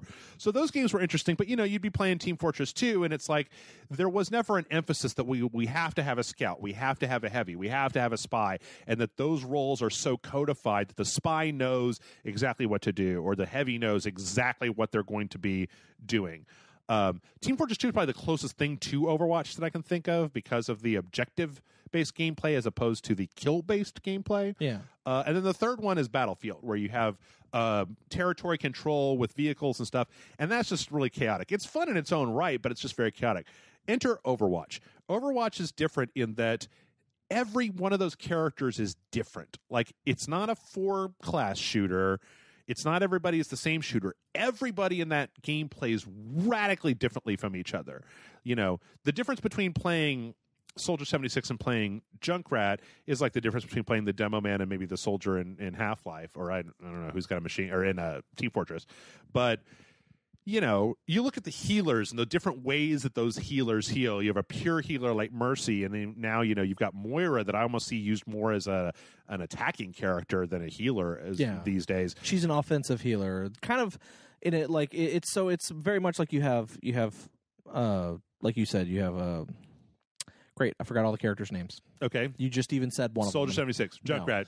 No, like the healers. Mercy. Like Mercy. Moira. Like Mercy is a very specified, like, I'm going to heal you and I'm going to heal you a lot. Right. And then you have characters like Lucio, who's like, I'm going to heal everybody. Maybe not as much as, it's not going to heal everyone as much as Mercy. But I'm hoping that the damage output, Yeah, but I'm healing so many people all at once that it evens out. And then you have Moira, who, like you said, a lot of people are using as more of like an offensive healer. Like her offensive stuff, and then her heals can also work. And then you also have what's her name, the sniper character, Anna. Yes, Anna, who's also got like this ability to very specifically do stuff from a distance. Yeah. With heals and things like that. So it's like the healers even have like, even within their class, there's wide range of what you can do. Absolutely. Like, so even if you're someone who hates to play as a healer, like, I remember when Overwatch first started, both you and me were like, oh, fuck, we have to play as the healer character because there's no fucking healer on the team. Mm-hmm. And then Lucio. I love Lucio! Yeah, like you realize, break it down! Oh, shit. Lucio does exactly the way I want to play. I have the ability to do my push thing. Yep. I can be a little offensive, and I don't have to be on people all the time. Mm-hmm. And but at the same time I can heal and I can actually be useful on my team. Yep. You know, in that area, as long as they're in that bubble. Not only that, but with the difference between the heal and the speed boost, you can help slower characters like, say, a Roadhog get back up to the front from the spawn even faster. So you have all this utility packed into this one character that is one of just a whole roster of characters. And not only that, but then you start to add in things like the ultimates, which was more of like a MOBA style thing. But that where were you getting ultimates? Like the closest thing I can think of in any of those other games is kill streaks in Call of Duty. But the kill streaks a lot of times aren't like tied to your character, right? You know, you get the UAV, right, which helps the entire team. But anyone can get that. But anyone can get that. Or, you know, the gunship where you have a certain amount of time to shoot down on people or, you know, whatever. Whereas the nice thing about Overwatch is also, and this goes into the final reason I think Overwatch is so brilliant, is that they, before we even started playing the game, they put out that short with Tracer and Winston fighting Widowmaker and Reaper in the museum with the Doomfist fist and all that stuff. And it was just like, holy shit, these characters have voices. Like, who's the character from Call of Duty Online that you want to play? Like, no, but you're just a faceless guy. The closest thing to that was a Team Fortress 2 Meet the Team stuff. But the Overwatch stuff, like all of the Meet the Team videos had a jokey component to them, and I think that the Team Fortress 2 character designs are wonderful. Yeah, they're amazing. And that the Overwatch character designs actually owe a lot to that. I think even Blizzard would admit that. Absolutely. But the thing is that they have so much personality. Even before we started to see more of the shorts, because I guess we had the Winston one, and then we had the Widowmaker one, or the Tracer Widowmaker one. I think it was before the game came out, and they kept... Or the Tracer Widowmaker one might have been... I think the Winston one was before the game even came out. Yeah. And then the Tracer Widowmaker one was very shortly either after or whatever. It was a little bit after. But like those... The difference between Overwatch and every other multiplayer game is that I like Soldier 76. Soldier 76 is my favorite character. Not the way he plays, but character. The old, grizzled veteran character, you know? Like, aside from playing... I love Reinhardt. Like everything about Reinhardt, everything. Like from the way the character is, the way he talks, his personality, to the way he plays. Right. And so there's a relationship that you end up having with your favorite characters that is so much more than the relationship that you have with the faceless thing, you know.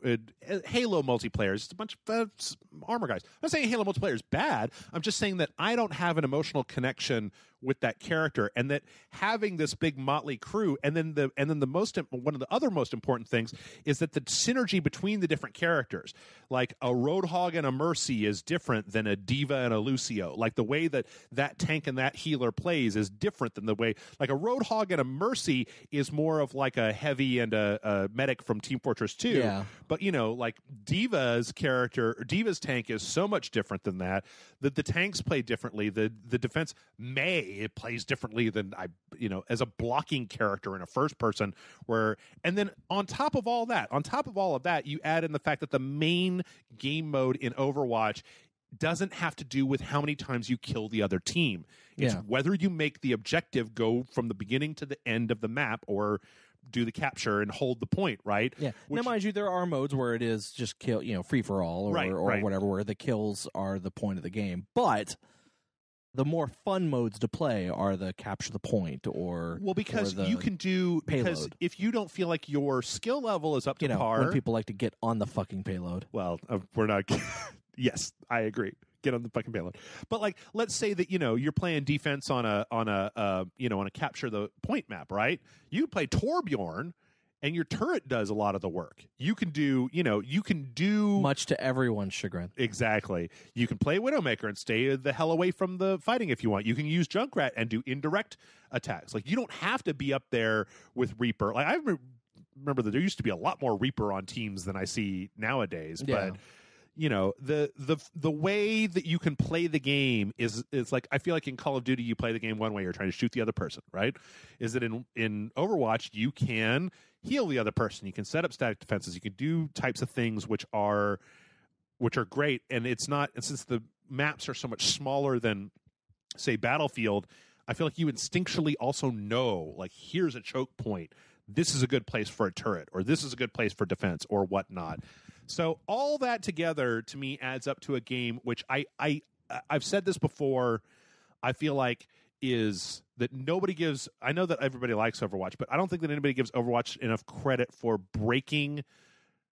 adding a new type of online multiplayer first-person shooter to those 3 other types that I talked about before, because Call of Duty, Team Fortress, and Halo Battlefield ruled the fucking roost for years. Halo 2 added in there, right? But that finally there was this new thing, and everybody was just trying to copy that. It felt like every multiplayer game was just a copy. It was like, oh, here's a Team Fortress copy. Here's a Call of Duty copy. And a lot of people tried to say, a lot of people said that this was a Team Fortress 2 copy when it first came out. And you know what? There's legit, and there's legitimacy to that, because again, I think if you watch any like the dev diary behind the scenes stuff, they flat out admit it. That Team Fortress gameplay was a lot of the inspiration behind the game. It reminds me a lot of just like EverQuest to World of Warcraft. It's just like Blizzard is so good at making their games real easy to get into. And I mean, I'm a fan of it to the point where I like watching Overwatch League. Yeah, like I like watching. And League I was going to bring this up. So earlier in the podcast, I mentioned that I'm saving up money to go on a trip. Yeah, we were going to go to California. Mm-hmm. I was trying to see if there were any Overwatch League matches scheduled to be happening on our trip. Oh, cool! The last All-Stars weekend match. Is the week after? Is the week before we get? Oh no! So, like, I actually asked him. I was like, "Hey, if I can get tickets and go to an Overwatch League thing, would you want to go?" And she's like, "Fuck yeah, let's do it. Let's go." And I'm like, "Sweet." And then I look online, week before we leave. Damn it. Yeah, I love it. I adore it. I mean, like I think that they're smart in that. You could probably have released Overwatch. That's the final thing that I'll say, because I know that some people are just like, fucking stop talking about Overwatch. The last thing that I'll say is that Blizzard is actually particularly good at this. Overwatch has expanded so much since when it was first launched. Yeah. Like when it was first launched, it was just like, it was a few maps and stuff. They've added in a whole bunch more maps. They've added a whole bunch more modes, like from Team Deathmatch and FFA Deathmatch to... the arcade modes where you can play. I was playing Ultimate. I think I might have said this last. Did I tell the story last week where I was playing the Ultimate Chaos or Ultimate Mayhem? Mayhem, I think, is what the name of the game is, where all the cooldowns are way lower and everybody's popping their stuff. And my girlfriend was watching me play it. She was just like, how do you know what's going on? Because, we were pushing the cart and the other team was up in our face. And it's like you've got 8 characters on both teams and they're just popping off, fucking fire in the hole. And then like, it's high noon. And I'm like, oh shit, here he comes. I'm putting down my thing. Get behind it. We were on, Route 76, and we were doing that thing where we had the payload all the way up to the end. Oh yeah, and we were in overtime trying to do it. And so everybody, it's like, nerf this, and I'm like, oh shit. She's like, how do you know what all this is? And I'm like, I can see how watching somebody play that game mode, especially at the end when you're in overtime, like just everybody's going balls out, could be really confusing. But yeah, for the first time in my life, I feel really. I mean, I would never play with the voice comms turned on. That's one thing, because I've seen what that's like. Yeah, and I'd never play competitively either. Yeah. But I'll totally go to a competitive Overwatch League match at and whatever the Blizzard Stadium or whatever the fuck it's called now in California. Love watching those matches. Because holy fuck, I saw a video, like a behind the scenes thing of what that place looks like, and oh my god, I want to be there. I want to go there, which is once in my life. Screen stage that's like all with the colors of the different. Yeah, and like just looks awesome. It looks like it'd be a fun experience. Yeah, I am in awe every time I watch anybody from Overwatch League play Tracer, because I can't make Tracer do anything. I can walk right up behind another player, put the reticle on their head, and unload every shot directly into their head, and it's like, oh, you did 20% damage. And I see these Tracer players just like blip, blip, blip, blip, blip, flip, flip, flip, flip, and people die, and I'm just like, Anyway, thank you, Septum Sim, for hopefully giving us... that answers your question. Yeah, enough. I tell you what, Septum Sim, if you're on the fence and you have any type of gaming thing, do yourself a favor. Maybe you follow Overwatch on the Overwatch account on Twitter and wait for a free weekend. Yeah, because they do those occasionally. They do those occasionally. Go into the free weekend and just try it out. You'll probably just quick play or go into arcade and get started on your loot box unlocking.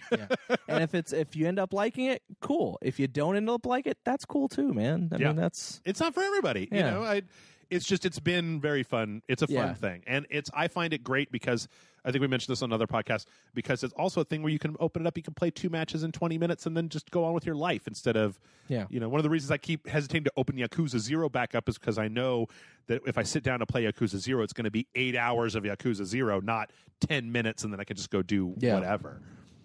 Detective FDR writes in and says, "Hey, Jeff and John. So, Far Cry 5 and Shadow of War are the most recent games I bought in a long time.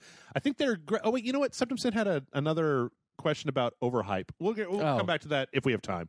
Sorry, Septimson. Sorry, I didn't just John and I talk about Overwatch. Sorry, Detective FDR. I didn't mean to interrupt you. Just had a brainwave.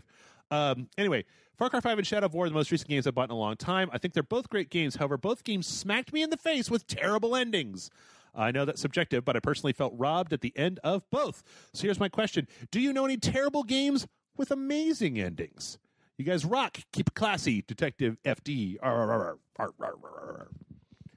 Terrible games with amazing endings. Yeah. That's a difficult one. That is difficult. Games that I did not like that had good endings. I know there's a game that I bought that was specifically for the ending, but I can't actually play the game because it's all in Japanese. Oh, yeah? Which game is that? Fire Pro Wrestling Special for the SNES. Okay. Because the ending is like, the story mode is like the most depressing thing in the entire world.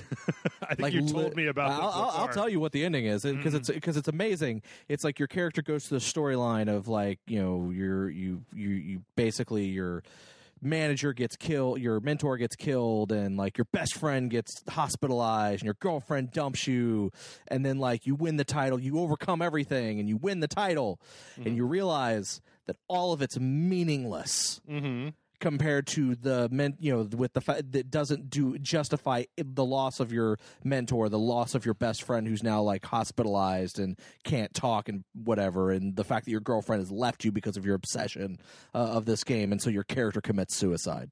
Good God! Like that's the I just Suda 51. That's all I have to say. Suda 51.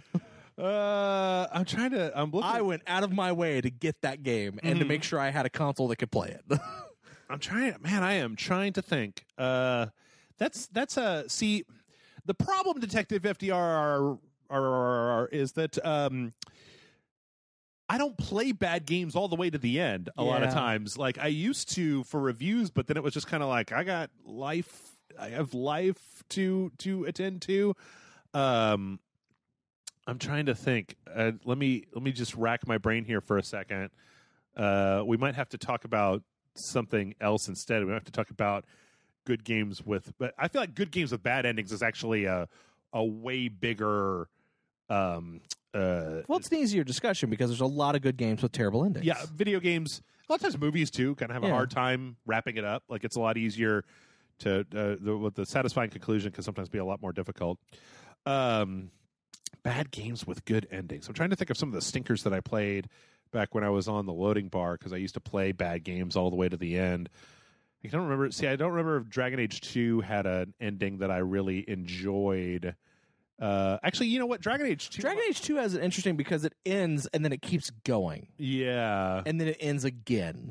Yeah. I think Dragon Age 2 might kind of fit into that, but I don't know that I would call Dragon Age 2 terrible, just like tedious. Repetitive. Though I do like Dragon Age 2. Like, I actually really like Dragon Age 2. Yeah. I did not like the first Dragon Age Origins, and I didn't play Dragon Age 3 at all. But I really, really enjoyed Dragon Age 2 for some reason. Do you think we'll get a new Dragon Age this year? Do you think they'll announce a new Dragon Age? BioWare's working on an Anthem, though, right? I don't think they're going to announce anything. I think Anthem is like it has to do well, or EA will probably shut them down. Okay. Yeah, you think that's their last ditch? Yeah. Because all the people that made that company worthwhile have left. That's true. Few have come back and then left again. Let's see. Bad games with good endings. I'm still trying to run through franchises where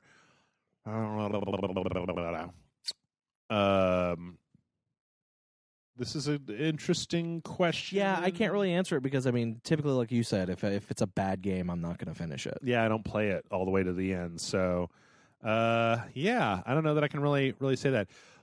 What do you think are some of your most disappointing endings in a video game? I don't know. I think you just throw out that old chestnut about Mass Effect 3. I actually didn't hate the Mass Effect 3 ending. Like, you can, like, every time it pops up on my my Facebook feed of the On This Day thing, like, I always remember that I actually didn't hate it. Yeah. I don't think it was a great ending, but I don't think it was, like, the worst thing in the history of video games ever that people made it out to be. Yeah. Oh, God, I'm sure that there's a lot of games that just, like, the ending was just kind of fucking garbage. Yeah. But I just, like, I'm trying to think of, like, one specifically that was, like, really good, and then the ending was just like, oh, fuck you. Mm-hmm. You know what? I kind of have, I mean, like, we talked about this before, and like I said, I'm not going to talk about it until it happened. I was very dissatisfied with Far Cry 5's ending. Okay. Endings, I should say. Oh, there's multiple? Yeah. Didn't know that. And also because, I mean, I might not have looked hard enough, but it seems like if you do one ending, then that last mission that has that, it's, you know how in a lot of open world games you do the end mission and then once you've passed the credits they just dump you back into the world right before the last mission so you can play it again if you wanted to. Yeah. I don't think it does that. I think it's just like, okay, you picked your ending. And it's like, what, you want me to play all the way through the game again to see what the other ending is? Like, again, one of the reasons A Way Out is cool is because you know, you could do that in 5 hours as opposed to what the 25 or 30 that Far Cry has. But so I just went to YouTube to watch it. Yeah.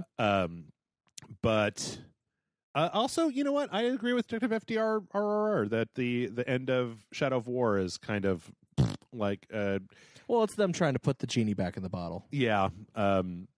Which doesn't really work out all that well. Still trying to think through any games that I can remember playing. Going to my PlayStation here to look through all 635 PlayStation games that I have purchased over the years.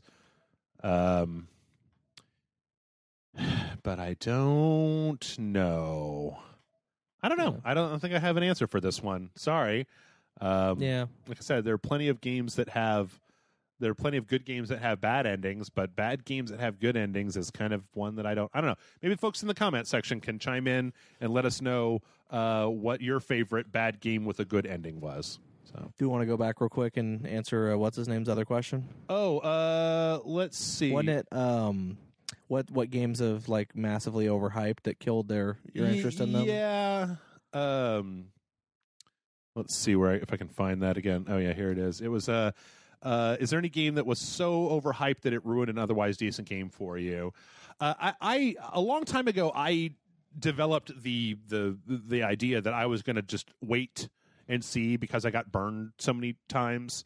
I think I've talked before about how, you know, back in the olden days before there were even YouTubers, like before there were Let's Plays, you really only had the company's trailers and like magazine articles. Yeah.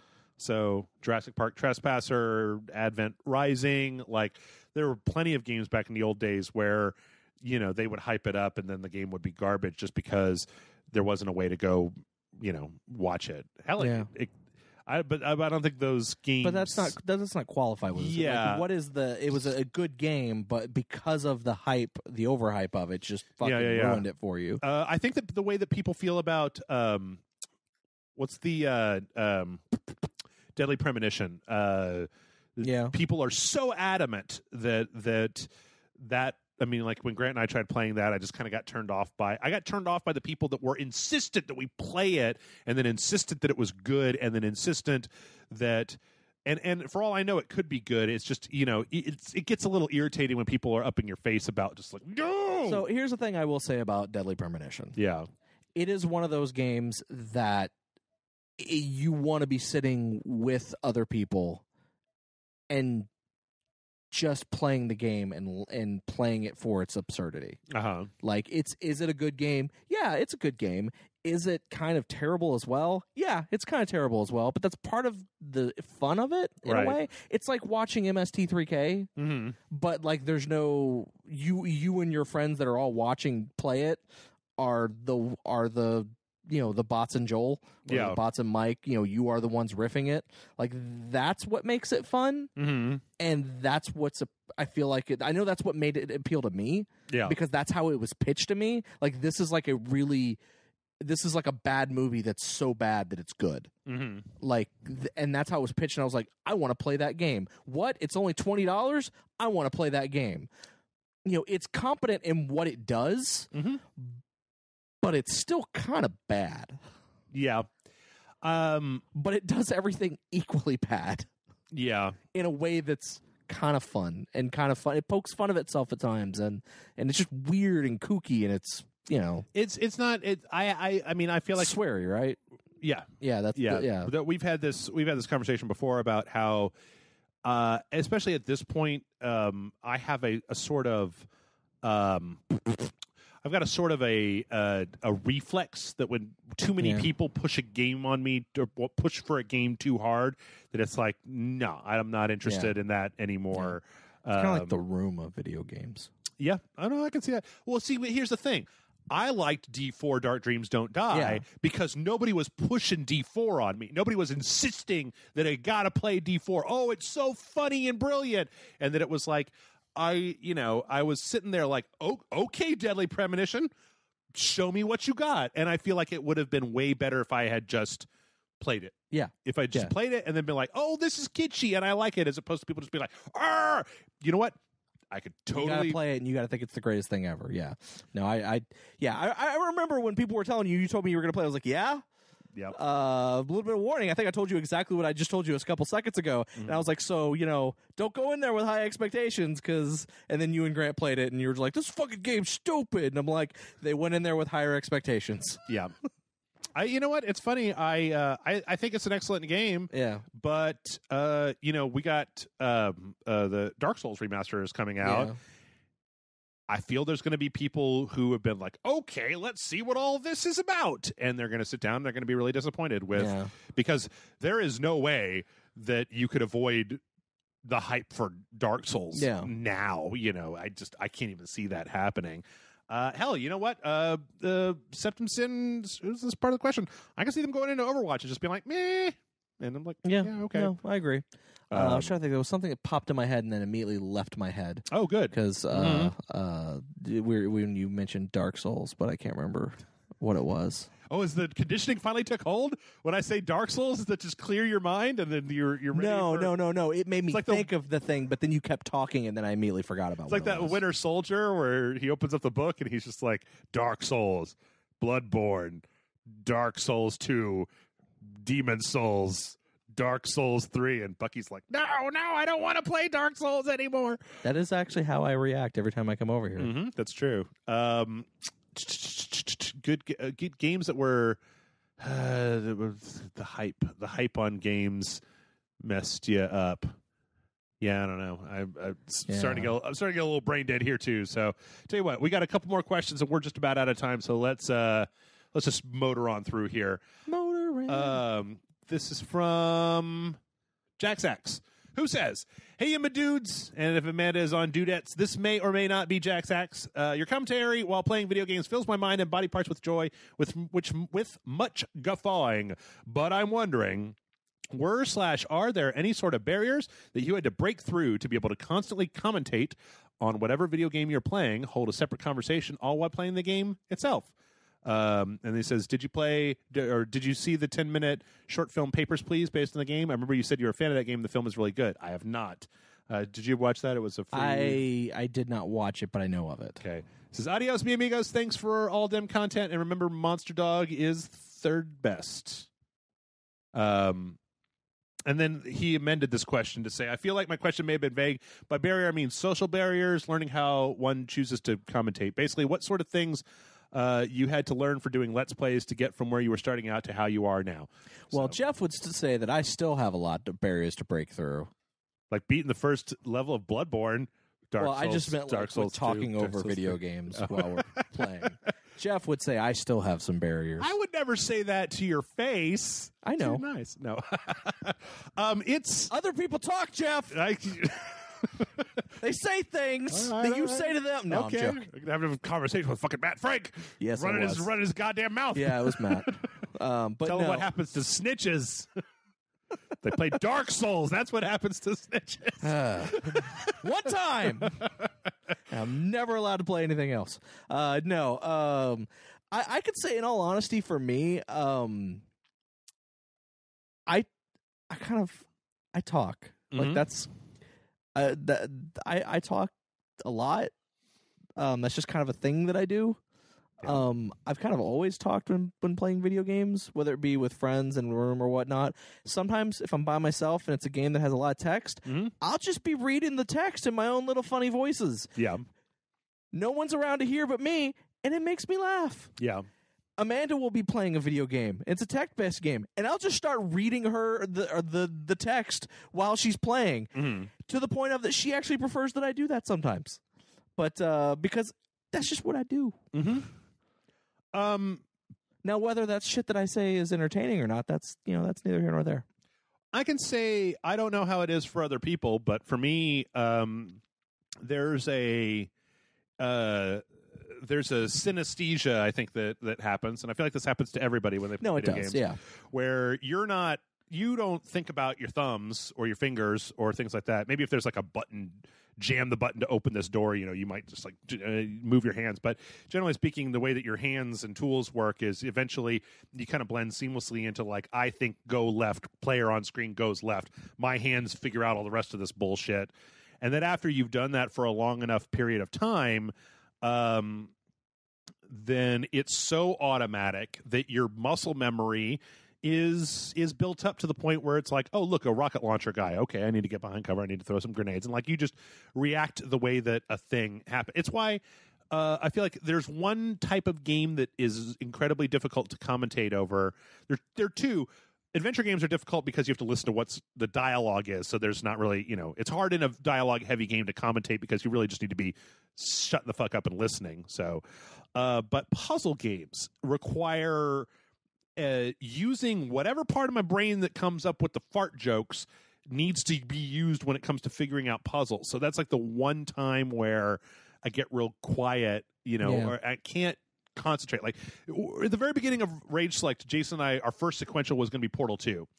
And we played 3 episodes of Portal 2, and then it was like I had a choice between either playing the episode ahead of time and knowing how to solve all the puzzles, or not being able to talk because I was spending time thinking about it. But other than that, I feel like it's just after a certain amount of time. I'm like you. I also just jibber jabber all the time. I'm fucking run my mouth. Yeah. But I will admit there is when you're doing this and you're recording it and you're also playing the game at the same time. Yeah. There is, regardless of how you play it when you're not, because even when you're sitting in a room by yourself and no one's there to listen and you're just saying whatever the fuck comes off the top of your head, you're just talking. Yeah. Or you're playing a game. Now, when we're sitting in here, there is a thing in your brain when a microphone gets placed in your face, like, oh, when I say something, it has to mean something. Right. So then on top of that, you have to pay attention to you playing, and that can kind of fucks you up a little bit because because then you're like, oh, but I need to say something and it needs to be funny or it needs to be worth saying. Like, I can't just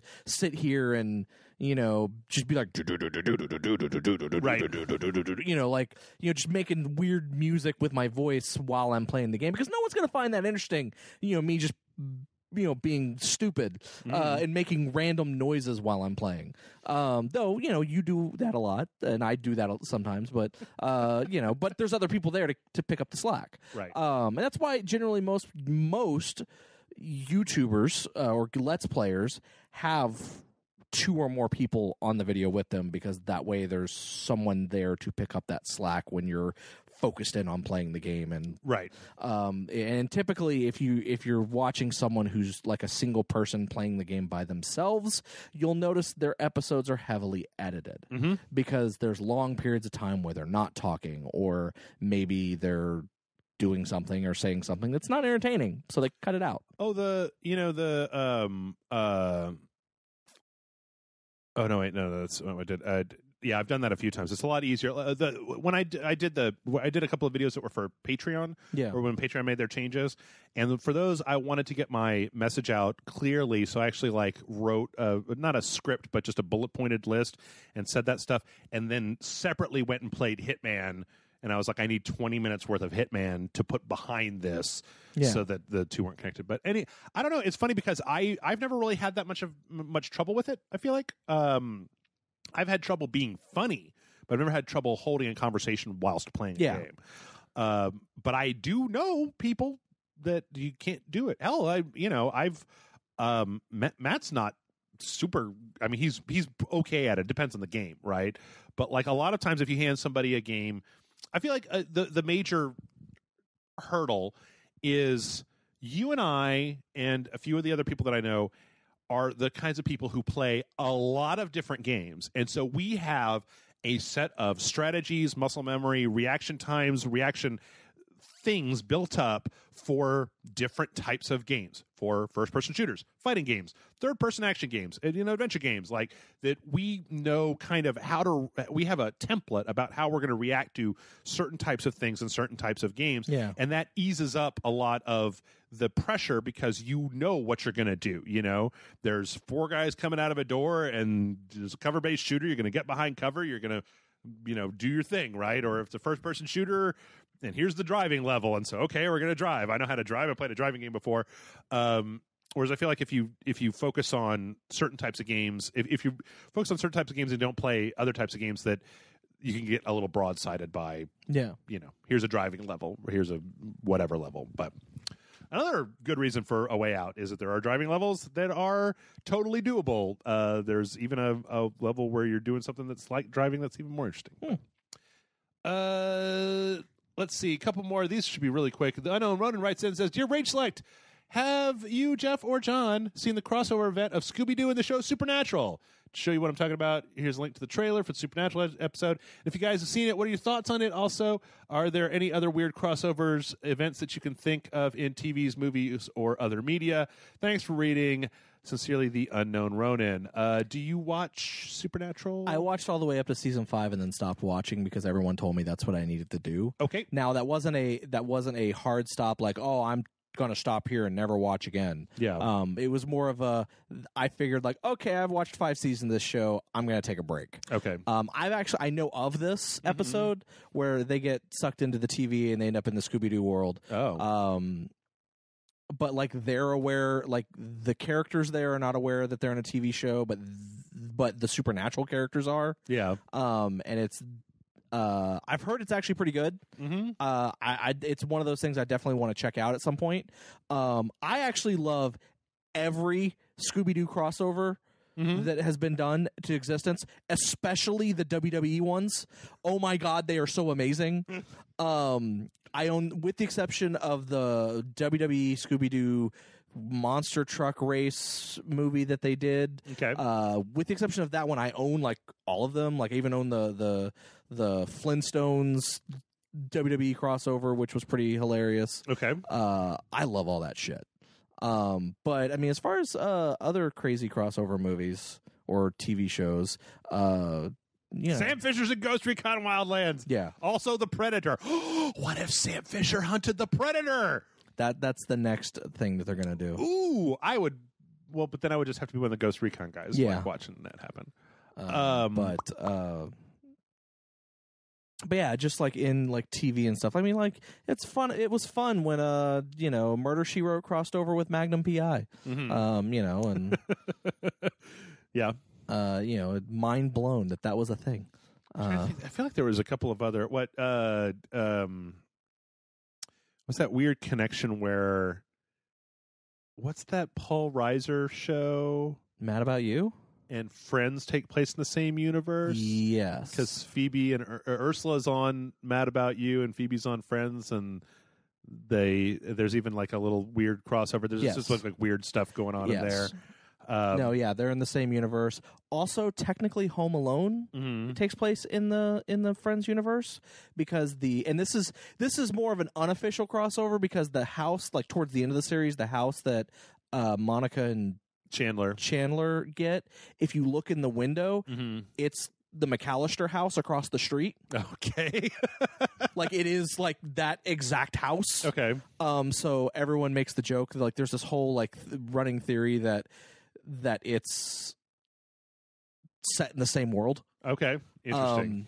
Because of that, because there's a little bit more to it, but literally, like, the house across the street is the McAllister house, and like everyone's like, "Oh my god, that's," because I think they're only in that house for like 2 episodes before the show ends. Yeah. But I don't know. I didn't watch Friends all that much. But I just remember that being a thing. They buy the house at the very end of the show. Yeah. It's funny because I'm trying to think of crossover stuff, but I don't really know that much. The thing that keeps coming to mind is back in the my original exposure to crossovers as such were when people went on the Muppet Show. Yeah. Oh, and yeah. Muppet Show's great. Luke Skywalker's on the Muppet Show. And yeah, like, Muppet Show's great. So, like, one of my favorite TV shows of all time, I've talked about it before on the podcast, The Pretender, actually crosses over with another show. Oh, fuck. What is it called? Medium, I think? No, okay. Not Medium. Medium. Medium Profiler. Okay. Profiler. All right. And I think, anyways, I could be wrong now that I'm thinking about it. But it crosses over with another show multiple times. And I thought I always love it when TV networks do, like, oh, these two shows are going to cross over. Mm-hmm. USA Network has a history of doing crossovers, which I love. Okay. Like, they used to do the commercials where all their shows would cross over. So, like, you'd have the character from Dead Zone talking to Adrian Monk, or talking to the guy from Psych, because, you know, the guy from Psych is a fake psychic, and the main character from the Dead Zone is a real psychic. Okay. And they're talking to each other about the fact that one's a fake psychic and one's a real psychic, and then they're like, well, at least we're not that guy over there, and it's Adrian Monk being all, you know, anal retentive about something, and then a WWE wrestler walks by, and it's like all of their shows take place in the same universe, and these are the moments in between that you don't get to see. Okay. Like, I love those commercials. Also, when I was a kid, and USA Network had a cartoon like block where it was like Savage Dragon, Mortal Kombat, whatever. There was a Street Fighter one, and then there was also the Wing Commander Academy cartoon, and then there was like this other comic that was like Prime Force or whatever it was called, that was based on Malibu Comics continuity. They had like this block of animation, and one day they were like, all these shows are going to cross over in their own interesting way. We're going to introduce this new character that is not part of any of these shows, and he's going to appear in every episode that airs on this one day. And so, like, there's just an episode where, like, this character who travels through dimensions appears in every fucking one of these shows. Sometimes he's the point of the episode, like, he's there throughout the entire story, and then he leaves, and then he ends up in the next show that airs right after that. Sometimes he just, like, is in it for like 5 seconds of the episode, and then like you just see him like pop in and then pop out, and it was just like little stuff like that I was like, holy fucking shit, this is crazy. As a kid, blew my mind. You know, I don't think I really like crossovers all that much. Yeah. Now that I think about it. I do remember the Batman, Adam West and Burt Ward on Scooby-Doo. Yeah. That was fun. Yeah. But like, I was just thinking about, like, the only thing I can think of that that comes to mind whenever I think about that, I'm like, I didn't really like that. The other one that really stands out of my head is when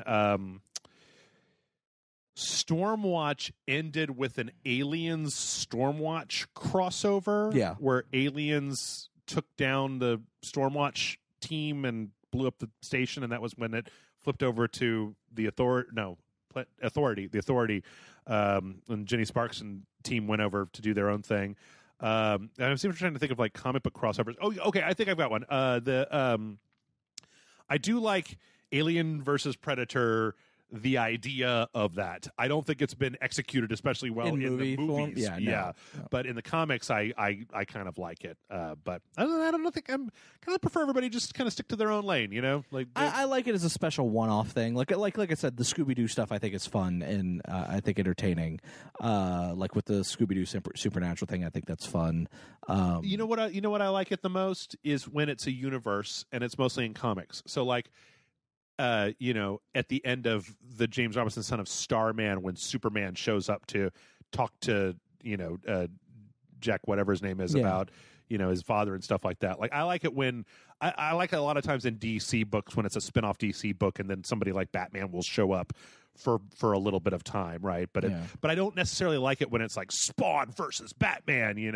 It's like like I'd rather have Authority and Planetary crossover than Spawn and Batman crossover. Because that doesn't make any sense. Then you've got to manhandle the universes a little bit. I thought the Planetary JLA and the Planetary. Planetary JLA was like an Elseworlds. Yeah, it was kind of an Elseworlds thing. It was I didn't really like it, but yeah.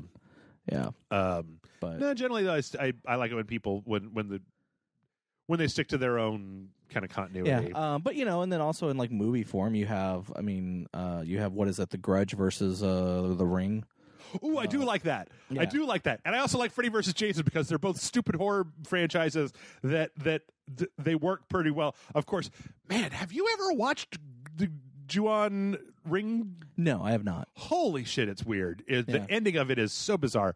But Ring crosses over. I actually found that out. Ring crosses over with also a popular Chinese ghost horror franchise and a popular like Korean monster franchise. Yeah. Like fucking Sudoku's out there knocking heads with all the horror people. Yeah. Dude, but no, I take it back. If you were going to do it,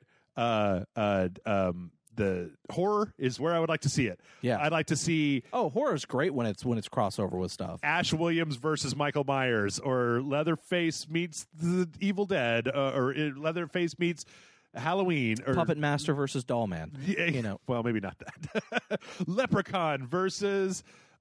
Jason Voorhees. Jason X. Leprechaun in space versus Jason X. Leprechaun in the Hood versus Jason X. Because they both had an outer space movie. Yep, that's true. Hellraiser versus Pumpkinhead meets Dr. Giggles, teams up with the Candyman, and all hell breaks loose. And now I just feel like I'm just describing the horror version of what the Ultimate Showdown of Ultimate Destiny or whatever. Yeah. Which is the ultimate crossover. That's true. All right, one more, and then we're going to actually. This one may not work, but I thought I would throw it in here. So let's give it a shot. Vanish Knight says, "Hello, Jeff and John. This is something I noticed while listening to the podcast, listening to Amanda talk about the Spill Days. When I hear Amanda talk, I kind of felt a familiarity with her voice. I couldn't figure it out at the time until I realized she was from California, which is where I'm from. I always thought that Californians don't have an accent and always had a general American accent. Have you ever been able to point out where someone is from by their accent, the way they announce or pronounce words, their choice of words, and the slang they use? Plus, have you ever been able to point out who is from California? Sincerely, Vanish Knight." I mean, to the first point, absolutely. I mean, there's a drawl in the South. There's that nasally. Though, funny enough, I had a lot of people who thought I didn't grow up in Texas. Oh, me too. Yeah, I don't have much of a drawl. Yeah, so. I mean, I don't have a drawl until I say stuff like y'all and other colloquialisms. Yep. That people are just like, what? And I'm like, I'm from Texas, and they're like, oh, but you don't have an accent. Yeah. Like I actually had a few people that like legitimately when I met them in person, that knew that I was from Texas and they knew me from online, and when I met them in person, they were just like, so did you move here when you were younger? Or I was like, no, I've always been here. But where's your hick accent? Like, not everyone has a hick accent. That's kind of a, it depends on. I mean, I had parents that were from the North, and so they don't have accents, and I obviously modeled my speaking on them. So I don't have. I will also add that by all accounts, I should have like a thick Southern accent because I come from a very like rural, small town, living practically in the woods area. So, and everyone I know that's from those areas that I grew up in, all have thick accents. I don't. I can only guess that it's because I watched a shit ton of TV when I was a kid. Yeah. Like I watched a lot of TV when I was a kid, probably more than my parents should have allowed. But I can only assume that that's the reason that I don't. Yeah. I would have to say the same. But as far as being able to pick somebody up, I don't know that California really has, there's not really an accent associated with California outside of Valley Girl, that kind of thing. But, but like, New York has, the North has an accent that I can pick out, obviously. Yeah. You've got your New York, you've got your Brooklyn, you've got your like Minnesota, that kind of Fargo stuff. I mean, but even then, like there are people that are from those areas that don't have, like I said, like me, that don't have those accents. Sure. Like there are people born, bred, New York, Brooklyn, totally from that area. sound just like you or I. Like no. Like you find them by the words they use, because I find that that's actually the easier way to figure out where someone's from. Is Californians will use words like hella and things like that. But Texans will use y'all and yontu and all those other words that people are like, Jeff Foxworthy's making those shit up, and I'm like, no, he didn't. Or pop. If they say pop, like how they describe their soda, if they say soda, pop, or they just call it Coke. Coke, yep. Because everything's Coke. Yep. That's one of the biggest indicators to me is when I hear the word pop, and I'm just, what? They're northern. They're from the north. Ooh, boy. It's like, you're from the north. If they say, "Okay, give me a Coke," it's like, okay, what kind? That's you're southern, because you're like, okay, what kind of Coke do you want? Do you want Dr. Pepper? Do you want Coca-Cola? Do you want? Yeah. No, it's all no. I want Coca-Cola. Why would I want a Dr. Pepper if I say, give me a Coke? Oh, okay, you wanted an actual Coke. You're not from South. Yeah, that's probably the biggest marker. Yeah. So, and with that, we're gonna wrap it up. So mail at rageselect.com, email address. We're out of questions. Send in some questions. Get those questions in. And on that note, I think we're done. Let's go get some Cokes, some pops, some sodas, some fizzy waters. Let's cross over Dr. Pepper with Coca-Cola.